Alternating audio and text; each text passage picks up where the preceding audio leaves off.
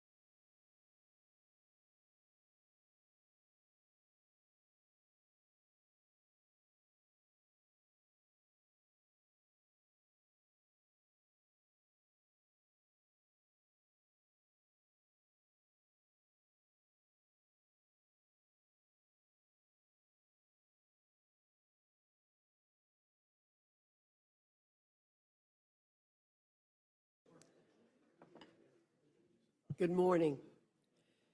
The committee will come to order. Without objection, the chair is authorized to declare a recess at any time. Today, the Rules Committee is convening to consider H.R. 1, the One Big Beautiful Act. Before we discuss the legislation that's before us, I want to respond to a letter I received yesterday from the Democratic leader and the ranking member of the committee. The letter calls the decision to hold a hearing at 1 a.m., quote, unprecedented, end quote. However, let's look at the record. In the 110th Congress, Democrats held a meeting beginning at precisely the same time, 1 a.m., on August 2007, on the Children's Health and Protection Act. I was there. When this was discussed on the floor yesterday, Mr. McGovern responded that this was decades ago. However, we've looked back and observed that you did indeed convene a hearing at 1:30 a.m. only a short time ago in 2022. It was for an omnibus, in addition to a short-term CR. Once again, those who live in glass houses shouldn't throw stones. Secondly, the letter asks, what else are you hiding? I want to be clear. I have been as open and transparent as possible throughout this entire process, as has the Speaker and everyone else involved. We posted the text of the Rules Committee print late Sunday night after the Budget Committee ordered the legislation reported, and we posted a comparative print at the same time showing the changes between the reported bill and the Rules Committee print. There have been many complaints from my friends on the other side about not knowing about whether there will be a manager's amendment and what will be in it. There will be a manager's amendment. It is how reconciliation has operated under both Republican and Democrat control. I certainly can't control the time that it will be ready, but I can assure my Democrat colleagues that they will certainly have more time than we were given in 2009 when a 309-page manager's amendment was dropped on us when the ranking member began reading the motion to report a rule for H.R. 2454. 309-page manager's amendment was dropped on us when the now ranking member began reading the motion to report a rule for H.R. 2454. The record is there. Our friends on the other side of the aisle love to cherry pick the facts about how this meeting is taking place in the dark of night. They've done it for several committee markups thus far. Never mind the fact that the only reason the hearings went as long as they did was because Democrats engaged in the legislative process, which is their right. But here's the thing. They can't have their cake and eat it too. They cannot complain about reporting legislation in the dark of night when the only reason it went so late was because of their own actions. Now, in the case of the Rules Committee, the same holds true. The Rules Committee has a long tradition of meeting late into the evening and reporting legislation long after most of America has gone to bed. It is our duty to advance the agenda of the House of Representatives, the People's House. Let's roll the clocks back to when Democrats held the majority in the 110th and 111th Congress. They reported legislation out of the Rules Committee well into the twilight hours. I know of what I speak. I was on the Rules Committee then. For example, H-Res 587, 3:47 a.m., H-Res 481, 2:09 a.m., H-Res 597, 3:43 a.m., H-Res 903, 2:25 a.m., and H-Res 445 in the 116th Congress, 12:20 a.m. I do not think there's anything wrong with this. It is how the committee has operated when necessary. It has occurred under Democrat and Republican control. In this case, I do believe we'll be reporting not in the dark of night, but after the day has dawned. I encourage my colleagues on the other side to prove me wrong. Now to the business that's before us this morning. There'll be a lot of commentary from our friends across the aisle about what is not within this legislation. We'll experience ad nauseum a lot of granular level grievances, legislative indigestion, and I'm sure considerable hypoallergic reactions to everything under the sun. It'll be the same song and dance routine that we've seen and heard for months, likely with more drama than Shakespeare on the Hill. Despite their misleading rhetoric and talking points, Democrats had their opportunities to deliver when they had full control and passed their own reconciliation packages. They did nothing to make the middle-class-centered Trump tax permanent. Despite the existence of the expiration of these tax cuts within their 10-year window, they refused. They even refused to raise the top income tax bracket, despite all their campaign talking points. Instead, they passed the so-called Inflation Reduction Act and the so-called American Rescue Plan Act that led to reckless spending and record inflation. But Republicans are here to do our jobs. And our jobs, in this case, isn't out of discretion. It's grounded in statute. We're considering legislation that executes the instructions given to the committees pursuant to the budget resolution, one that passed both chambers and is binding on this body and the Senate. And our express purpose is this: to ensure that our federal spending, taxation, and other revenue-generating concepts align with the current needs of the American people. The American people and this government, by extension, cannot afford inaction. Americans need this legislation to ensure our economic survival and the sustainability of this Republican government. Americans cannot afford the largest tax hike in our nation's history. Americans cannot afford the runaway, endless spending machines that Democrats have enshrined via their policies. Americans cannot afford the inflation caused by the Democrats in the last 4 years. Americans cannot afford a soft, fragile embrace of President Trump's successful policies on the border, national security, and growth. Inflation has fallen to the lowest level in more than 4 years as April's consumer price index smashed expectations for the third straight month. Workers' real wages are up 1.9%, increasing each of the last 3 months. Encounters with gotaways, the top threat to public safety, are down by 95%. In March of 2025, fentanyl traffic at the southern border fell by 54% compared to March of 2024.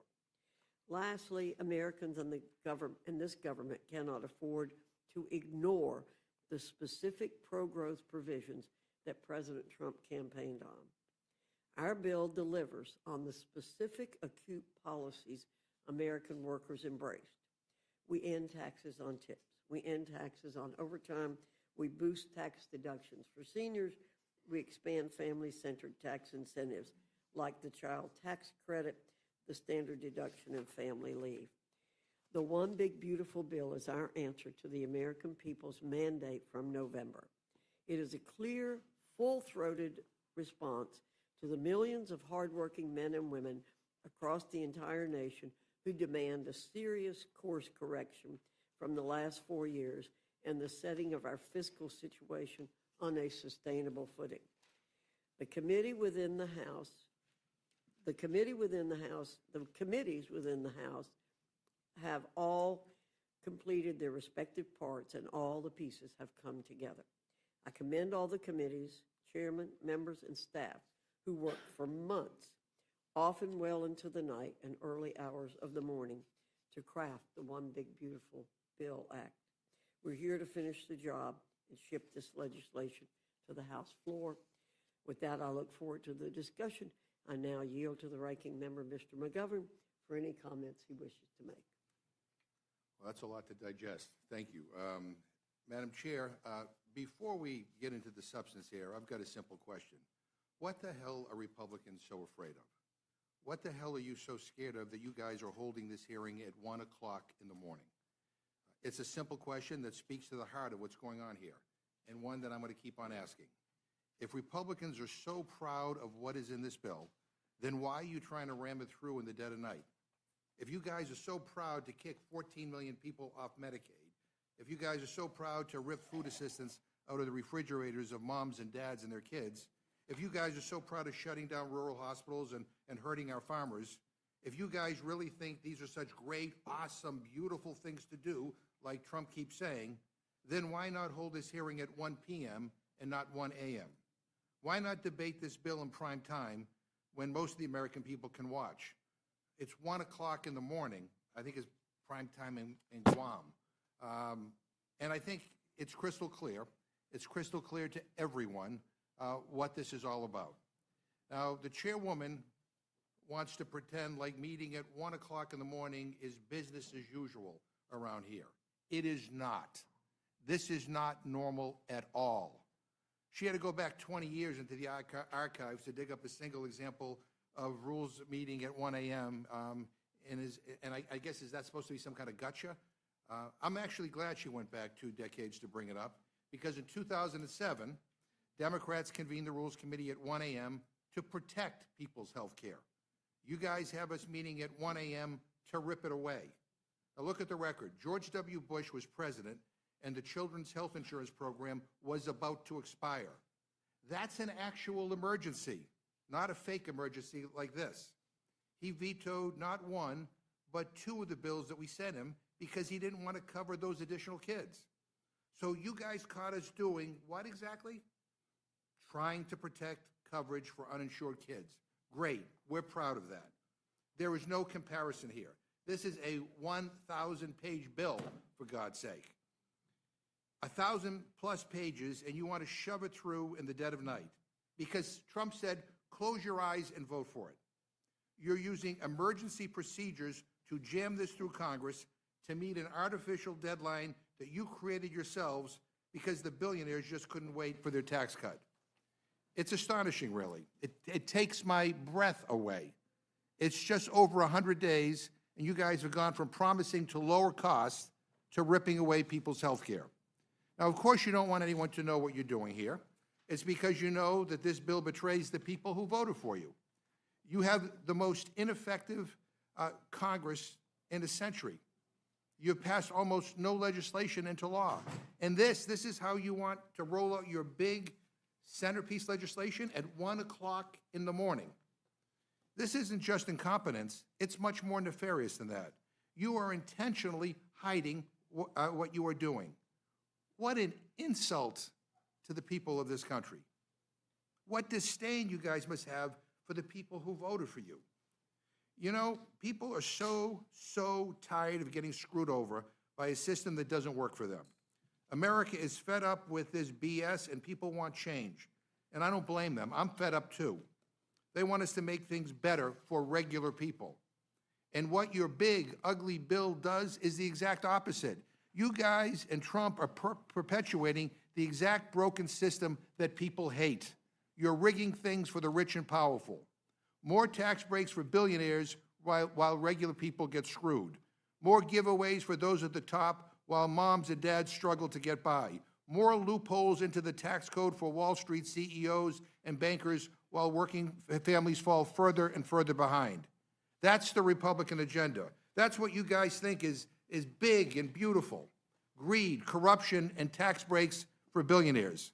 You want to steal from the wallets of working class people, steal from their ability to buy food and get health care, And then you have the nerve to claim that this bill is about cutting costs and reducing waste? Give me a break. This bill raises the debt limit by $4 trillion. $4 trillion with a T. Even your own members, budget hawks in the House and Senate, weren't happy with the latest version of this bill because they know it will blow up our deficit. And the true cost is likely trillions of dollars higher, a cost shouldered by the American taxpayer. So you want to cut taxes for the rich and pay for it by exploding the debt and stealing from the American people. Stealing from people with the least so you guys can give more to those with the most.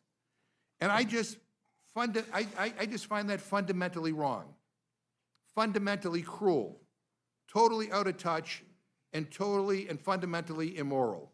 Now let me walk through what your bill does, since you guys are so eager to sweep it under the rug.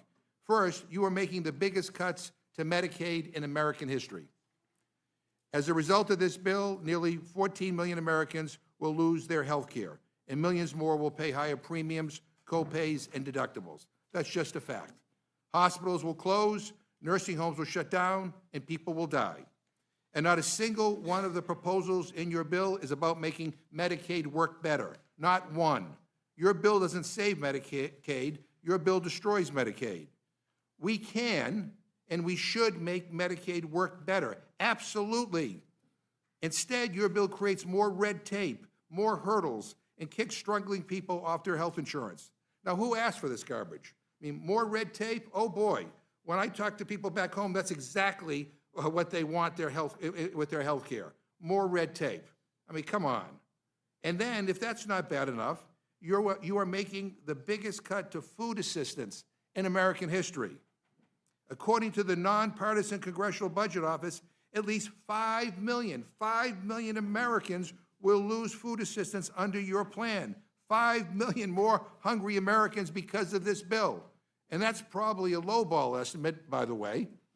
You're slashing benefits from children, from seniors living on fixed incomes, from veterans who served this country and now rely on food assistance just to get by.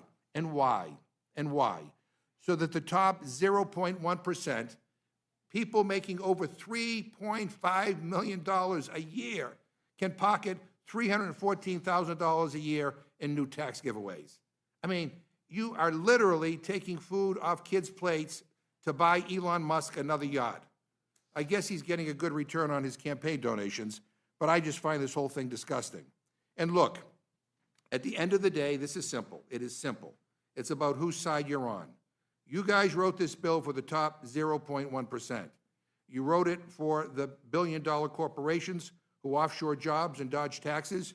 You wrote it for the big oil and big pharma CEOs who rip people off. You wrote it for the rich and famous, for the people who never, ever have to worry about where their next meal is coming from or how to take care of their elderly parents. So you guys picked a side, okay? You picked the billionaires. I get it. You want to betray the people who voted for you. You want to sell them out because Trump told you to. But guess what? Democrats are picking a side too. And we are siding with the vast, vast, vast majority of Americans who you are going to screw over with this bill. We are siding with the 14 million parents and grandparents who are going to get kicked off health care if this monstrosity passes. We're siding with struggling families who are already having a hard time buying groceries, and the farmers whose incomes will drop because you're gutting the nutrition programs that create demand for the food that they grow, and the rural grocery stores that they support, and the nurses who will lose their jobs when you start closing down rural hospitals. That's who we're siding with, and that's who we choose to fight for. Now, I've seen a lot in my time in Congress. I've seen my fair share of bad bills. But this takes the cake. This is not policy. This is theft. It is a direct transfer of wealth from the working and middle class to the ultra-wealthy. And it's being done on purpose and under the cover of night. Republicans have had every opportunity to make life better for the American people. You guys have a unified Republican government. You have the House. You have the Senate. You have the White House.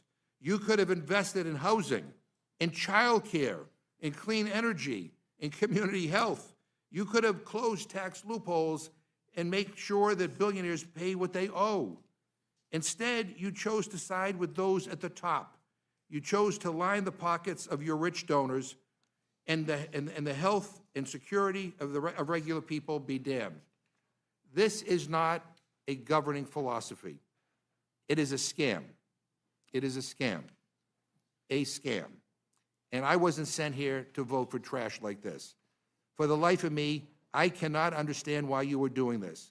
Why the hell did you choose a career of public service just to do this? Just to rip away the health care and food assistance and security of working and middle-class Americans? Is that really what you came here to do? I don't understand this. I don't understand the cruelty. And let me say this to every Republican member who votes for this. You own it. You own it. You own every hospital that closes, every child that goes to bed hungry, every senior who loses care, and every American family forced to choose between groceries and rent, between their heating bill and their child care, between their kid's birthday party and their parents' long-term care. So you guys can force us to debate this bill in the dead of night. You can do it while the country sleeps. But the American people will wake up tomorrow morning, and I guarantee you they will wake up to how terrible your agenda is. They will remember this moment. They will remember who stood with the billionaires and who stood with them. We will make sure they remember, and I'll be damned if we let this pass quietly. I'm going to fight like hell, and I know I won't be alone. This is a farce, an outrageous insult to the people of this country to bring up a 1,000-page bill at 1 o'clock in the morning, a bill that's still being written, by the way, by Republicans as we speak, in a back room somewhere, for God's sake. And then to try to jam it through Congress in the middle of the night when nobody is watching is just unbelievably cynical. This is why people hate Washington. So if you guys think this ugly bill is so damn beautiful, like Trump keeps saying, you should have the courage to debate it in prime time. Madam Chair, we should reconvene at a reasonable hour and debate your bill in full view of the American people, not in the middle of the night like cowards. And for that reason, I move. Huh? Not again. There she goes. There she... Hey. Significant changes regarding the rollout. Oh, no. I've lost you. I think that I love you. Babe, I love you. say it. Life happens, You good? but with an automatic backup connection, you're good to go. Get The gentleman has asked for a roll call vote. The clerk will call the roll.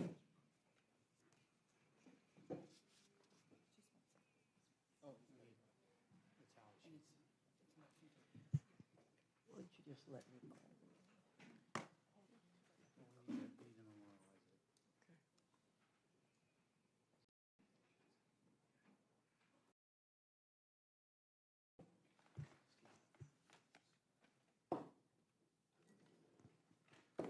Ms. Fishbach? No. Ms. Fishbach, no. Mr. Norman? No. Mr. Norman, no. Mr. Roy? No. Mr. Roy, no. Mrs. Houchin? No. Mrs. Houchin, no. Mr. Langworthy? No. Mr. Langworthy, no. Mr. Scott? No. Mr. Scott, no. Mr. Jack? No. Mr. Jack, no. Mr. McGovern? Aye. Mr. McGovern, aye. Ms. Scanlon? Aye. Ms. Scanlon, aye. Mr. Neguse? Aye. Mr. Neguse, aye. Ms. Leger-Fernandez? Ms. Leger-Fernandez, aye. Mr. Griffith? No. Mr. Griffith, no. Madam Chair? No. Madam Chair, no. Clerk will report the tally. 4 yeas, 9 nays. The noes have it. We will move on. Without objection, any prepared statements that our witnesses may have will be included in the record. I now welcome our first panel, Chairman Rogers and Representative Smith from the Committee on Armed Services, Chairman Arrington and Representative Boyle from the Committee on the Budget, Chairman Hill and Representative Waters from the Committee on Financial Services, and Chairman Comer and Representative Lynch. There he is. Chairman Lynch from the Committee on Oversight and Government Reform. Your full statements will be submitted for the record, and we ask that you summarize your statements in 5 minutes. Chairman Rogers, I welcome your testimony. Thank you, Chairwoman Fox and Ranking Member McGovern. I appreciate the opportunity to present the Armed Services Committee Reconciliation title. The HASS title provides $150 billion in mandatory funding to modernize our military, revitalize the defense industrial base, and improve quality of life for our service members. The time for this level of investment is long overdue. The threats we face from China, Russia, Iran, North Korea, and others are much more complex and challenging than at any point in our history. We are being outpaced by our adversaries in the development and deployment of critical capabilities. Our defense industrial base is atrophied to the point where we may no longer be able to sustain prolonged conflict, and it all stems from a chronic underinvestment in our national security. Defense spending is not keeping up with inflation. In fact, we are currently at the lowest level of defense spending as a percentage of GDP since before World War II. That anemic level of investment is endangering our national security, and it must change. Reconciliation gives us the opportunity to do just that. It forces the department to start building the future of American defense now. It invests billions to accelerate deployment of new, low-cost, attritable autonomous systems. These unmanned air, surface, and underwater systems are the key to victory on future battlefields. The HASS title will go a long way toward restoring American deterrence and building our ready, capable, and lethal fighting force that President Trump has promised. Finally, I'm very pleased to be able to report that the committee reported this out on a bipartisan basis. I think that demonstrates the underlying bipartisan consensus we have to increase investment in our national security. Thank you for the opportunity to testify and for your help in moving this critical bill forward. Thank you, Madam Chair. Really just have 2 points. I mean, certainly I agree with the Chairman of the Armed Services Committee that we face a very complex threat environment and a need to modernize our military in a bunch of different directions.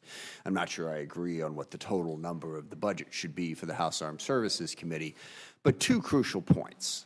If you believe that the Defense Department needs more money, that we need to spend more money on defense, you cannot vote for this reconciliation bill.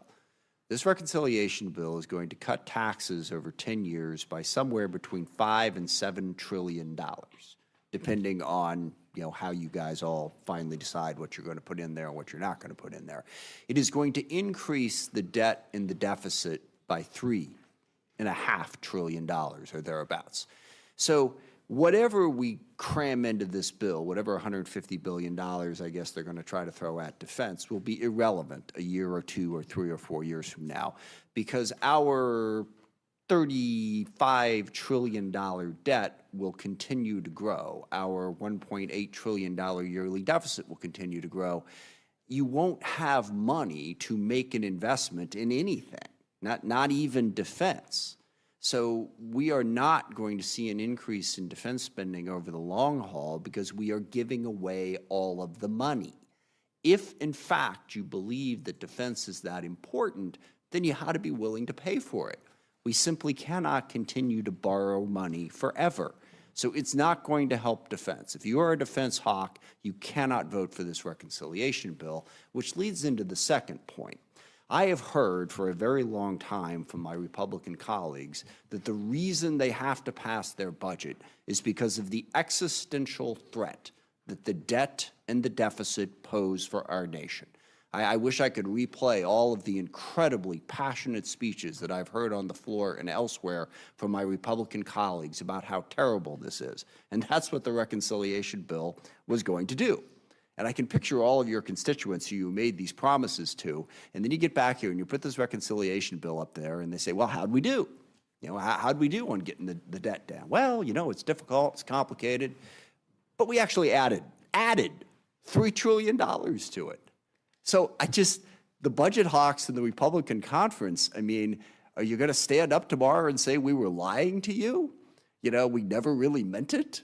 I mean, it's just ridiculous that you would consider passing a reconciliation bill that's going to add $3 trillion to the debt after, my gosh, the speeches I heard would have made you think that not getting the debt under control was going to kill us all in like a year. So this reconciliation bill is an utter disaster for the country for a lot of the reasons. I associate myself with many of the remarks that Mr. McGovern made on all the things that are being cut. But if you care about defense and you care about the debt, how in the hell can you vote for this? I mean, I look forward to someone making that argument at some point. So I hope that the Republicans who care about the debt and care about defense will vote this bill down. And with that, I yield back. Thank you, Mr. Smith. Chairman Hill, you're recognized.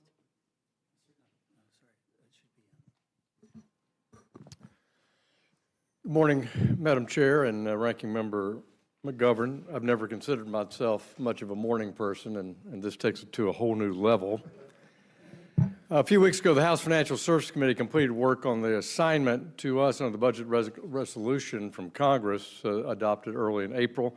The resolution asked us to decrease the deficit by at least $1 billion over the 2025 to 2034 period. We've done that. We've rescinded the remaining unobligated balances with the Department of Housing and Urban Development's Green and Resilient Retrofit Program created under the Inflation Reduction Act of 2022.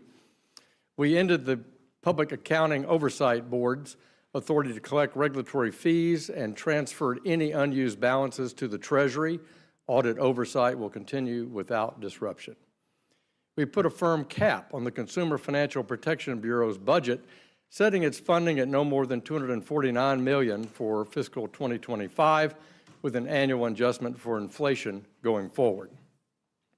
For the CFPB Civil Penalty Fund, once direct victims are compensated, remaining funds will be transferred to the Treasury's general fund. Finally, we capped the assessment collected by the Office of Financial Research at the Treasury, aligning them with the average annual expenses of the Financial Stability Oversight Council over the past 3 years. Any surplus will, once again, be returned to the Treasury. I'm pleased to report that the Financial Services Committee exceeded our instruction by the Budget Committee, and that the CBO estimates the deficit will decrease by $5.2 billion from the efforts of our committee. During our markup, we spent over 9 hours debating our portion of this reconciliation bill. We considered all 40 amendments that our Democratic colleagues offered and did not limit the minority's ability to propose modifications to the underlying legislative text. After this long, comprehensive process, we favorably transmitted our committee print to fulfill our obligations to the reconciliation bill before rules today. I want to thank all my colleagues. I want to remind all my colleagues to recall why we are here. The American people voted for fiscal responsibility. They voted for change. Our country is currently $37 trillion in debt, paying billions of dollars in interest each day on that debt. This year alone, we'll spend almost $1 trillion on total interest. If Congress fails to get our fiscal house in order, our debt will continue to grow exponentially, and our grandchildren will pay the consequences.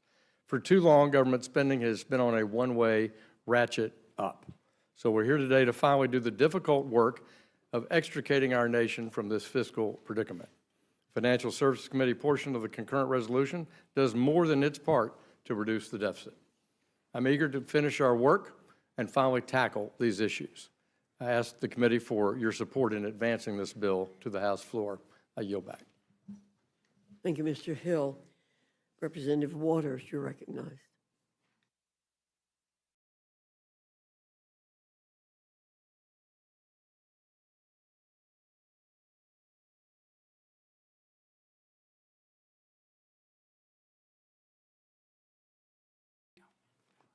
Well, I can't let that not be heard. Well, here we are. Republicans have dragged us here in the dead of the night under the guise of having a productive hearing about the GOP tax. Republicans couldn't care less about how bad this bill is. They're going to sit here and ignore every single thing that I and my Democratic colleagues have to say about this bill and how it will harm hard-working American families. And it's all because they are afraid of Donald Trump. They're so afraid of Donald Trump that they will gladly allow the American people to serve as collateral damage to the $5 trillion handout, $5 trillion handout to billionaires in this bill. They're so afraid of Donald Trump that they're okay with him getting richer while their constituents are getting poor. This isn't hyperbole. This is real life. This bill cuts programs that will literally make American families poor and make Donald Trump and his billionaire donors richer. I was there at the Consumer Financial Protection Bureau after Trump and Elon Musk illegally attempted to shut down the Bureau. I heard from consumers about what shutting down the agency means for them. This is the very same agency that following the 2008 financial crisis, which many of us in this room remember, was created to stop predatory financial institutions from ripping off our constituents. The same agency that has saved American families $21 billion by returning to them funds that were swindled out of them. Trump failed to shut the agency down in court, so now they're trying to soliciting the help of Republicans.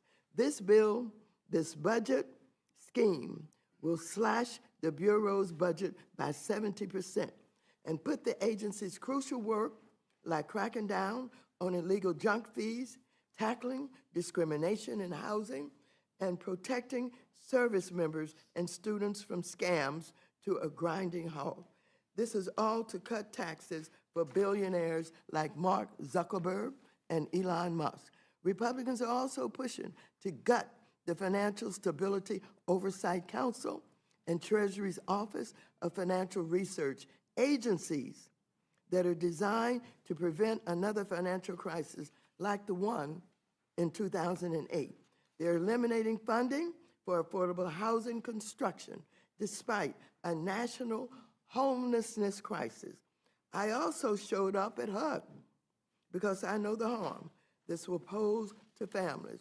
They're also so desperate to do Trump's bidding that they're eliminating another agency that doesn't cost taxpayers anything, the Public Company Accounting Oversight Board, which oversees auditors to prevent frauds like Enron and ensure that companies controlled by the Chinese Communist Party are on the up.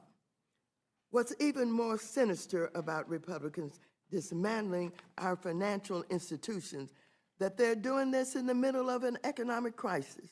Our economy is falling behind Europe, China, and Canada.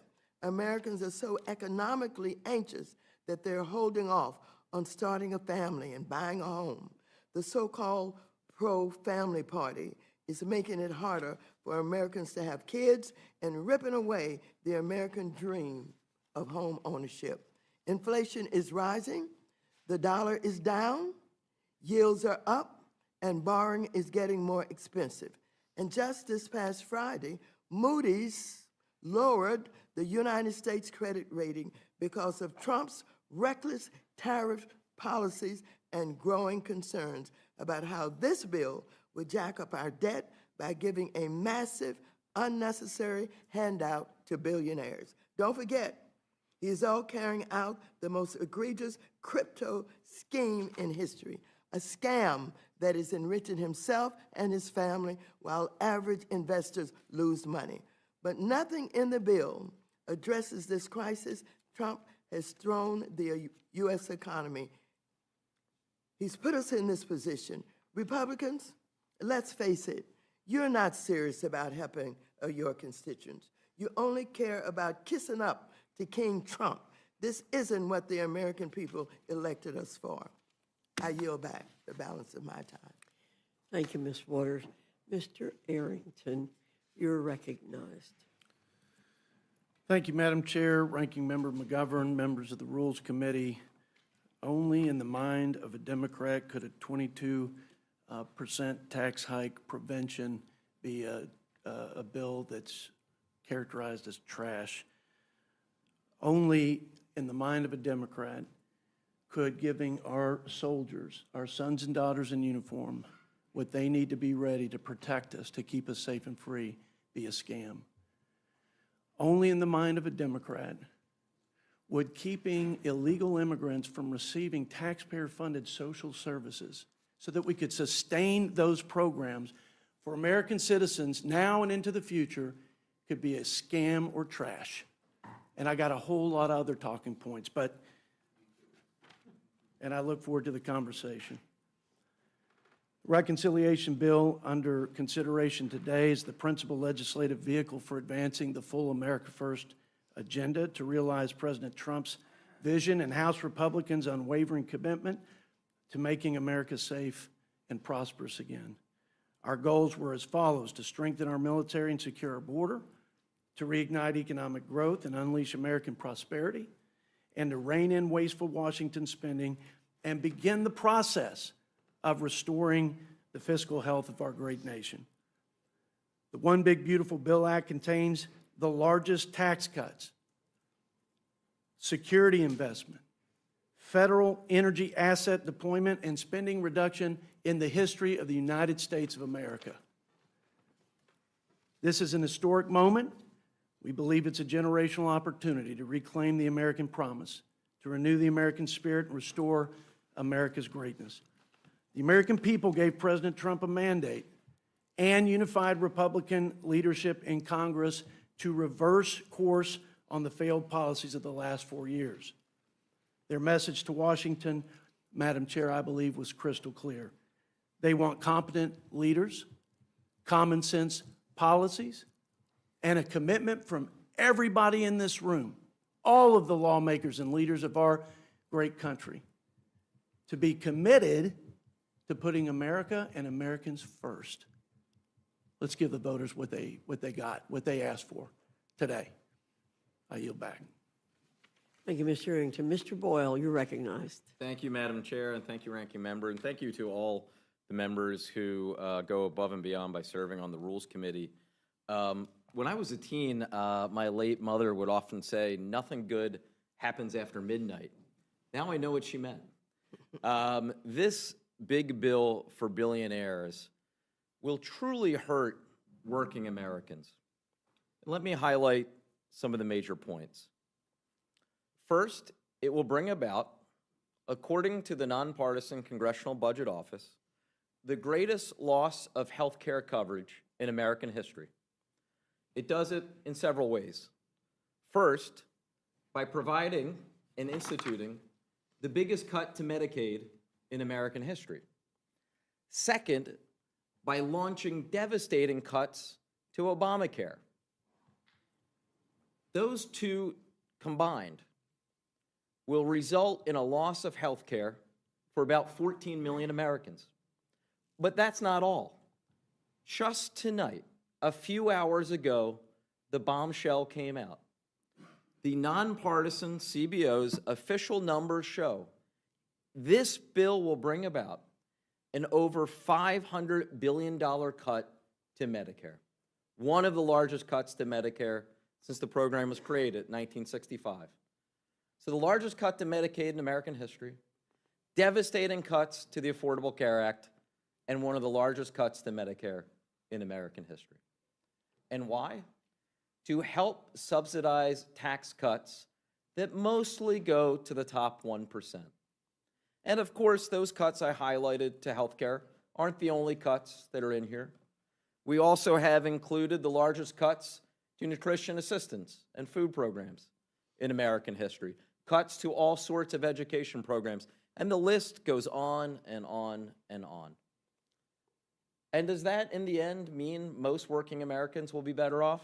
No, because also out from CBO just tonight are the distributional effects of this bill. It's in its entirety. And what does it show? The bottom 10% of Americans will actually be poorer as a result of this bill, with the biggest benefit going to the top 1% of Americans. What is also quite clear is that this bill is not entirely paid for. Even after all of those cuts to Medicaid, all of those cuts to Medicare, all of those cuts to the Affordable Care Act and nutrition assistance and on, they don't come close to paying for the cost of the tax cuts. So how is the rest paid for? It isn't. Just tacking on more and more to our national debt. No wonder just on Friday evening, Moody's delivered the third credit downgrade this nation has ever received. This is truly, I think all sides will agree with this, a significant piece of legislation. Frankly, I think one of the most consequential in our lifetimes. Sadly, though, I believe the consequences for my constituents and most working Americans will be absolutely devastating. I urge you to reject it. With that, I yield back. Thank you, Mr. Boyle. Chairman Comer, you're recognized. Thank you, Dr. Fox and Ranking Member McGovern. Today, I'm here to talk about a generational opportunity to realize reforms that address the budget deficit. The provisions proposed by the Committee on Oversight and Government Reform in Title IX of this bill are part of President Trump's larger effort to improve the fiscal health of the federal government. Last November, Democrats offered to provide more of the same, but the American people instead elected President Trump to a historic second term on promises to change Washington, D.C. The deficit reductions in Title IX of the reconciliation package codify part of the President's vision for enacting his agenda and achieving significant taxpayer savings. Congressional procedure, precedent, and tradition too often contribute to an ever-expanding federal government. Meanwhile, too little is done to shrink the administrative state and make the federal bureaucracy more efficient. The budget reconciliation process provides a rare opportunity to reverse that trajectory. Fundamentally, Congress instructed the Committee on Oversight and Government Reform to advance policies that reduce the federal deficit by at least $50 billion. My day didn't start at zero. It started at you're already behind. Every day used to start the same way. Too many tasks. We are in a fiscal crisis. The reforms we moved out of the Oversight Committee met the moment in terms of addressing that fiscal crisis. We did the job we needed to do on behalf of the American taxpayers and future generations. The simple truth is that federal employee retirement benefits significantly outpace those of the private sector. To this point, the Congressional Budget Office issued an April 2024 report that I requested, stating that, quote, benefits for federal workers cost 43% more per hour worked on average than benefits for private sector workers, end quote. CBO stated further that, quote, benefits also constituted a larger share of total compensation for federal workers than for workers in the private sector, end quote. Most of the costs associated with these benefits are funded by hardworking taxpayers in the private sector and federal borrowing. I understand that our conference includes members that represent different constituencies. I support leadership's work to combine our package with the provisions reported by other committees into one bill that can gain the support of our conference.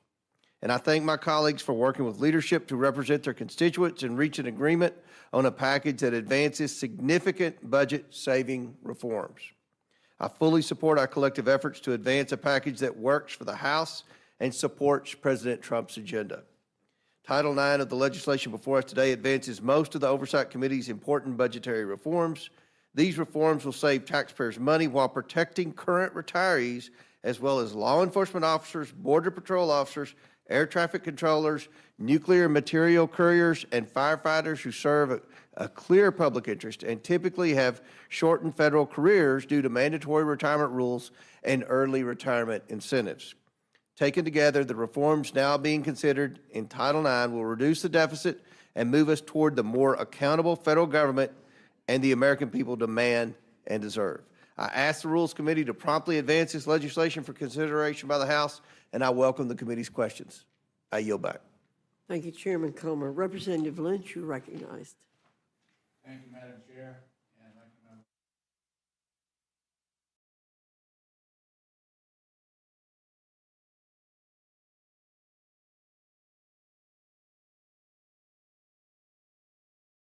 Tax cuts onto the backs of American workers, families, and dedicated public servants. And because this bill is so disgraceful, it can't stand the light of day. In just over 100 days, we've witnessed the Trump administration lay off more than 200,000 probationary federal employees, including leading researchers, public health experts, veterans, and other critical positions. Trump has coerced 75,000 civil servants into resigning. Trump has replaced 50,000 nonpartisan civil servants with political appointees. And Trump has illegally terminated nonpartisan independent inspectors general and federal watchdogs. This partisan bill threatens to further undermine the federal workforce by reducing the take-home pay, benefits, and workforce protections of 2.4 million federal employees, most of whom are middle-class American workers, and a third of whom are military veterans. This is more of the same, an unprecedented assault and political purge of the nonpartisan civil service. And the people who pay most for these attacks are the veterans, children, seniors, and other Americans who rely on our federal workers to deliver those life-saving services. The Federal Employee Retirement System, annuity supplement, a monthly bridge payment for retirees before they're eligible for Social Security at age 62 would be eliminated for anyone not actively receiving the supplemental payment by January 1st, 2028, or who does not meet a specific exemption. Federal workers like letter carriers, VA hospital nurses, food inspectors who have committed decades to the job are eligible to retire would not be able to receive this vital payment to make ends meet. That's $18,000 per year in retirement income for the average beneficiary eliminated because billionaires need another tax break. This legislation would also retroactively change the annuity formula to base most employees' annual retirement payments on their highest 5 years of earnings instead of the highest 3 as they were promised when they were hired. This is an outright theft of earned benefits that would cost federal retirees thousands of dollars annually, and my Republican colleague, Representative Mike Turner of Ohio, was exactly right to speak out and vote against this provision during our committee's consideration of this bill, making the rejection of the oversight provisions bipartisan. Another particularly egregious provision of this bill would force any newly hired federal employee to accept at-will employment or lose 5% of their take-home pay to increase retirement contributions. Federal workers who choose to remain under the merit-based system would be forced to contribute nearly 10% of their paycheck towards retirement. CBO estimates that 75% of new hires in the federal government would now become at-will employees subject to political purges of the federal workforce with little to no protections. I'll be introducing amendments to strike this bill's at-will employment provisions and to exempt veterans and federal workers who entered the workforce prior to the bill enactment from the changes in the annuity formula. Despite the claims of this administration, federal workers are not leeches on the system, but hardworking, dedicated public servants who are paid about 25% less than their private sector counterparts.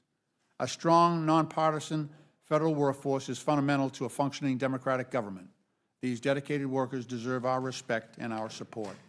Like most Americans, federal workers faced increased costs for groceries and housing and economic uncertainty because of President Trump's reckless tax and tariff agenda. The Trump tariffs are estimated to cost American households $4,900 per year, the largest tax increase since 1968. President Trump and congressional Republicans are also advocating for a tax regime that will actually increase federal deficits by more than $4 trillion over the next 10 years. And worst of all, they're seeking to offset their tax cuts for billionaires by gutting $800 billion from Medicaid programs. My Democratic colleagues and I strongly oppose that motion. Oversight Democrats stand with struggling families. We oppose corruption and abuse of power, and we are committed to solving our nation's crises without sacrificing the well-being of our civil servants. I urge my colleagues to reject this reverse Robin Hood legislation, which robs from the poor to give to the rich, and instead work towards a budget that respects American workers and the basic needs and services they provide. I welcome the committee's questions, and I yield back. Thank you, Mr. Lynch. Chairman Arrington, we keep hearing a constant refrain from the Democrats that the tax cuts were driven to the wealthy. The Washington Post fact-checked what they referred to as Democrats', quote, zombie claim, end quote, that 83% of the benefits from Republican tax reform in 2017 went to the wealthiest 1%. They fact-checked this multiple times. The Post gave the claim 3 Pinocchios, saying, quote, the tax bill has been in place for more than 3 years, and it's clear from the available data that the top 1% did not end up with most of the tax benefits. Do you agree with me that the Democrats have a credibility problem when they discuss President Trump's tax cuts? They have a major credibility problem because the facts are contrary to their mischaracterization. The top 1% actually pay a higher share of their taxes than they did prior to TCJA. So in that respect, it became a more progressive tax code. But every other income level saw a tax break. In addition to that, we had record wage increases. In fact, the bottom 10% of wage earners grew their wages at twice the top 10%. And it's 3 times the income increase of the bottom 50% relative to the top 1%. So I would just add that it couldn't be a scam on working people and poor people when we achieved the lowest poverty rate in recorded history. So people got better opportunities and bigger paychecks, and the people at the lower income spectrum got the biggest benefit from TCJA. So mischaracterization may be an understatement for how they describe tax cuts for the rich. And let's remember, the top 10% of income earners are paying 70% of our salary, the lights, and the entire freight of the federal government. So when we talk about tax fairness and equity, they have an interesting perspective on that. Thank you. I think the word mischaracterization of what they're saying is a kind way to say it. There's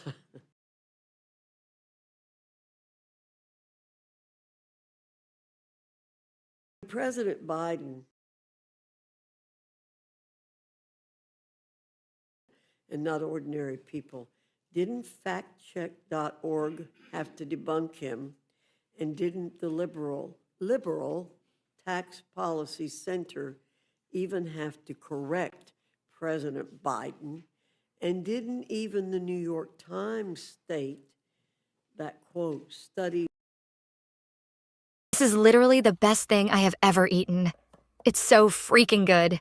The whole family goes Has been categorically debunked. Yes, ma'am. Yes, ma'am. And nobody knows that better than the average family of 4 who saw about a $5,000 increase in their take-home pay because of their tax relief, which was almost the opposite effect of the inflation tax they paid over the last 3 or 4 years. Thank you very much, Mr. McGovern. I think what you're talking about is not what we're talking about here today.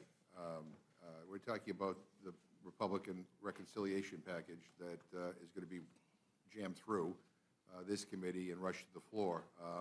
And if I am understanding the numbers correctly, the latest version of their tax scam, the top 0.1% stand to gain $255,000 on average in 2027 alone. That's $700 a day, every day. The people who make over $1 million a year will also get their pockets lined. On average, these millionaires will have an additional $81,500 per year, but pennies for everybody else. For those earning less than $50,000 per year, the average benefit is $265. That's less than $1 per day, and that's laughable when you begin to look at the gaps that are going to be created by these cuts in other programs. But Mr. Boyle, I have a letter here that you received along with the Democratic leader, Hakeem Jeffries, from the director of the Congressional Budget Office. And I'm looking at this chart here about who benefits from this bill. It doesn't seem to match what Chairwoman Fox and Mr. Arrington are just talking about right now. You want to comment on this? What that chart shows, and by the way, that's not my chart. Yeah, I know. That's not your chart. CBO's. That is the official scorekeeper's chart. The nonpartisan Congressional Budget Office And if you can show that chart again, what it shows is the poor get poorer while the rich get richer. And so let me quote again from the CBO, specifically their numbers. For people in the bottom 10%, they will experience a 4% loss of household wealth. Meanwhile, for people in the top 10%, they will see their household resources increase by 2%. It is as simple as that. And I ask unanimous consent that this be entered into the record, Madam Chair. Without objection. My view on legislation is that if you believe in the legislation, you ought to vote for it. If you don't believe in it, you ought to vote against it. So I would say to my friend Chairman Arrington, if you believe the stuff that's contained in this reconciliation bill, if you think these priorities are the right priorities, and if these represent your values, then by all means, vote for it. I'll disagree with you. I mean, I could spend all day here, because I'm also on the Agriculture Committee, and we had a lengthy hearing on the impact of the nutrition cuts on average people and on states, too. There's an unfunded mandate here as well, and it's going to be significant. But if this bill represents your values, I'll just say for the record, it doesn't represent my values. And so, we're just going to have to agree to disagree. But, let me ask you a question, though, Chairman Arrington. I mean, this is the Rules Committee print of what we're talking about. Is this Rules Committee print in front of us, is this the final version of the bill, or a change is going to be made? Sir, it's the final version of the bill until the manager's amendment is completed, and then we'll know what those definitive changes are. So are negotiations still ongoing? And if so, with whom? Where are they, and in what room? Shouldn't you be in that room instead of being here right now because you're the budget chair? I mean, during the budget markup on Sunday night, you said that you weren't aware of any changes being made, and then my colleague on the Rules Committee, Mr. Norman, on this committee followed up saying he was happy with the direction, with the changes that were being made. So which is it? So changes are going to be made? Well, I'd say there have been a lot of conversations and discussion and healthy debate within the conference. But as far as I'm concerned, my job was first to make sure that the budget targets were achieved, and they were. So we had a balanced budget reconciliation bill. That was our job to affirm that in the Budget Committee.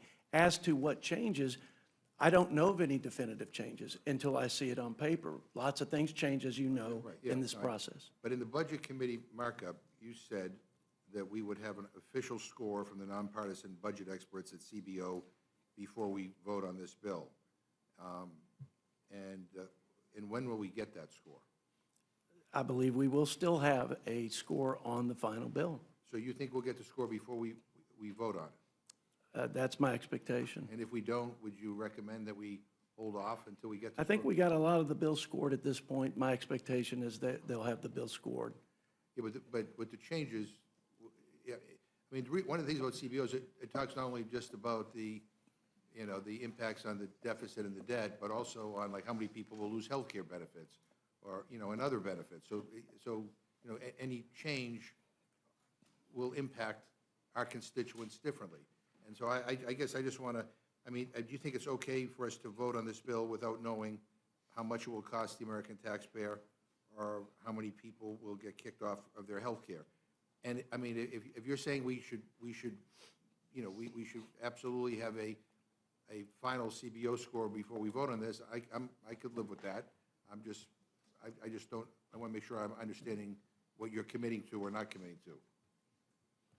I'm committing, my expectation is they'll have all the scores, Mr. McGovern, but I think they know the various machinations and what that will do to ensure a certain number of people who receive, for example, Medicaid, who are in this country illegally under the policies of President Biden, and what that will change when we put prohibitions against taxpayer funded services going to be clear, illegal. I'm not looking for a prediction. I'm looking for kind of certainty about Yeah, what sure. we will be. Mr. Boyle, as you know, statutory pay-go, which stands for pay-as-you-go, is a law that requires tax cuts and spending increases to be offset, meaning that they do not add to the deficit. If at the end of the year, congressional legislation collectively violates pay-go, those deficit effects trigger across-the-board cuts to programs like Medicare. Does this bill trigger statutory pay-go? Yes, and it's not me saying it. It is the Congressional Budget Office confirming it as of a couple hours ago. And look, this is really the breaking news, because when the Budget Committee kicked off this process approximately 3 months ago, there was a commitment by President Trump that there would be no Medicare cuts in this piece of legislation. And indeed, over the last several months, there's been no discussion of Medicare at all. There has been of Medicaid, but not of Medicare. Well, here we are tonight because, as you explained, because of the size of the deficits, because of the pay-go or pay-as-you-go act, that would trigger sequestration of Medicare, and it would total over $500 billion. The official figure that CBO confirms is $535 billion in cuts to Medicare. And this bill doesn't waive statutory pay-go? No, it does not. So this will have a direct impact on Medicare and the federal budget, which is, again, I think a lot of people who are, who are not following this as closely as you are probably are not aware of and will be surprised to learn about tomorrow. Chairman Hill, as you know, military service members and veterans are disproportionately targeted and endangered by financial fraudsters. And the CFPB, whose funding Republicans are aiming to cut by roughly 70%, received nearly 85,000 financial complaints from service members and veterans in 2023. And the CFPB has provided $363 million in monetary relief from enforcement actions that involve harm to service members and veterans. Our colleague from Connecticut, Mr. Himes, spoke on an amendment in your committee that would prevent funding cuts to the CFPB from harming veterans and service members. I mean, this seems like a common-sense amendment to me, yet not a single Republican spoke in favor of it. No one on your side even spoke up to explain why they were in favor of not moving this amendment forward, which, again, I think threatens the financial safety of our service members and our veterans. So at the end of the day, I mean, this amendment was voted down. So I just want to give you an opportunity to explain why cutting an agency that protects the financial well-being of our service members and our veterans is a priority in this bill. I don't quite understand it. Well, thank you, Mr. McGovern.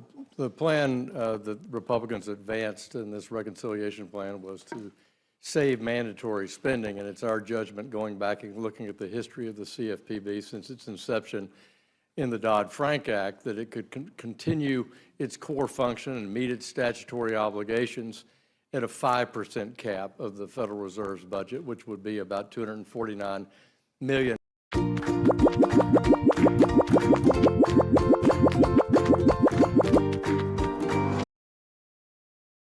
70% of the CFPB, whose sole purpose is to protect American consumers in the financial marketplace, would the CFPB be still be able to fight for consumers and seek remediation when they are harmed with this kind of cut? Thank you very much for that question, Mr. Miller. Absolutely not. The Consumer Financial Protection Bureau is extraordinarily important for consumers. I sat on the conference committee of the Dodd-Frank reforms when we created the Consumer Financial Protection Bureau. A lot of work had been done by Senator Warren and others. But I want you to know, prior to the Consumer Financial Protection Bureau, the consumers really had nowhere to turn. They had nowhere to really lodge their complaints. And this is very important because now, with the Consumer Financial Protection Bureau and the excellent work that has been done, they've been able to return $21 billion over 14 years to our consumers. I want you to know that our consumers, the victims, are mostly the least of these. These are people in poor communities, and not only in inner city, but in rural communities. They are the victims of everybody with a kind of a broad scheme that see them as vulnerable and target them. I want you to know, without the Consumer Financial Protection Bureau, we would not have been able to deal with the big fines that we had to do some of the largest banks in this country that were literally, in many ways, had less risk management that they should have, and all kind of errors and mistakes and fraud was taking place. And so this proposed cut of 70% literally would kill the Consumer Financial Protection Bureau. And I want you to know that even, and I'm recalling, when Mick Mulvaney was acting director of the Consumer Financial Protection Bureau, he basically said, I'm bound to execute the law as written. When he first went in, he did not request any money. And then in one quarter, he and I think one other, Kathy Kraminger, when she was there, requested almost the maximum amount in one quarter of $249 million. So this is extraordinarily important. All of us, Democrats and Republicans alike, should care about our consumers, about our voters, about the fact that they need the money that they earn. Hard-working people to put food on the table, to pay the rent, getting ripped off in so many ways and nowhere to turn would be absolutely disastrous. Thank you. The oversight portion of this bill would reduce pay, pensions, and protections for current and future federal employees. The bill would force the federal workforce to foot the bill for tax cuts for billionaires, and comes as the Trump-Musk administration is carrying out a cruel, full-scale assault on the federal workforce. The American people and the life-saving services they rely upon will suffer the most as a result of Republicans' efforts to purge the federal government of its dedicated, high-performing public servants and politicize the delivery of basic needs and services to our veterans, our children, and our seniors. Republicans also want to extort future civil servants into giving up their protections which serve the interest of the American people who want good government workers, not completely subject to the whims of whoever occupies the White House. Representative Lynch, what would the approximate financial impact of these provisions be on the average federal worker? You got to press your mic. Yeah. If you add everything up, so the FERS annuity supplement would cost the average employee $54,000 in retirement income when they average it out over the 3 years that the average employee uses that for. Then changing the high 3 to the high 5 costs them another $16,560 over 20 years. And then finally, the converting new employees at will, unless they accept, and plus the added money that they have to pay for their pension if they want to come under the Merit Service Protection Board, it brings everything to over $106,000 over a 20-year career. Yeah, Mr. Ranking Member, I just want to add your previous question about service members. Yeah. This bill eliminates the Office of Service Member Affairs, which is the CFPB department that really watched after. If you go to any of these Army bases, you get onto Fort Hood, outside the bases are all these money services and you know, their short-term loans, things like that, payment systems that are exploiting these young service members and their families. That office that used to protect them is being eliminated in this bill. And what would the effect on our nation's nonpartisan civil service be of effectively extorting new hires to become at-will employees? I mean, would we see the same level of nonpartisan excellence? It would gut it. So the estimate is that 75% of our federal employees, remember, these are new people coming into the workforce, they would reject paying the extra money for their pension and instead become, they would become at-will employees. So because they have no pension at the end, they're probably going to be relying on, you know, public assistance instead of being allowed to build a pension for themselves during their working lives. And Chairman Comer, is it correct that under this legislation, your pension contributions don't increase, but a newly hired VA nurse or Department of Defense education activity teacher who wants workplace protections from political purges would pay 5% more of their salary towards their pension than they would under the current law? Well, they would have a choice. They would have a choice. So the answer is yes, right? They would have a choice to be an at-will employee and make more money, or be a traditional government employee, like what you all There's something prefer. that to me is inherently wrong about all of this. I mean, we should want a federal civil service that represents the best of the best. I disagree. I think that. You may disagree with that. That's fine. No, I But don't disagree with that. I think it's okay to give people a choice. Right. Give federal employees a choice. They can make decisions. The government doesn't have to make every decision for everybody, including all the government employees. Government employees can have a choice here. Right, but the incentives here are backwards, which that's the point I'm trying to make, is that I think there's an attempt by this administration, and you may agree with it, to basically politicize our federal workforce, to make everybody just say whatever the administration wants, and that's it. And I think this is about incentivizing that. But let me just say, my final, to Ranking Member Smith, from your time on the Armed Services Committee, it is clear that you understand the value of defense spending and investing in our military. Do you believe that an increase of $150 billion for defense over the $848 billion provided to the Department of Defense in fiscal year 2025, and with few guardrails, makes sense when the pay for is devastating cuts from essential programs for the American people, like Medicaid, Supplemental Nutrition Assistance Program, which is SNAP, and student loan and grant programs at the Department of Education? I do not, and that's why I voted against it in committee and opposed this. I mean, adding $150 billion to defense is debatable in and of itself, but where it's coming from, as I think a number of people have articulated, it's coming from all these other programs. It's also coming from just borrowing the money. And I will also say we do not yet have a national security plan from the Trump administration. We've heard that they want to cut 8% from certain aspects of it. We haven't seen what that is, so we don't know what the plan is for this $150 billion. It is spread out over 4 years, by the way, not all in the first year. And let me just add my final point here. I mean, many have expressed concerns with how Secretary Hegseth has managed the Pentagon, prioritizing loyalty over competence, decimating the military and civilian workforce, and undermining the effectiveness of the Department of Defense.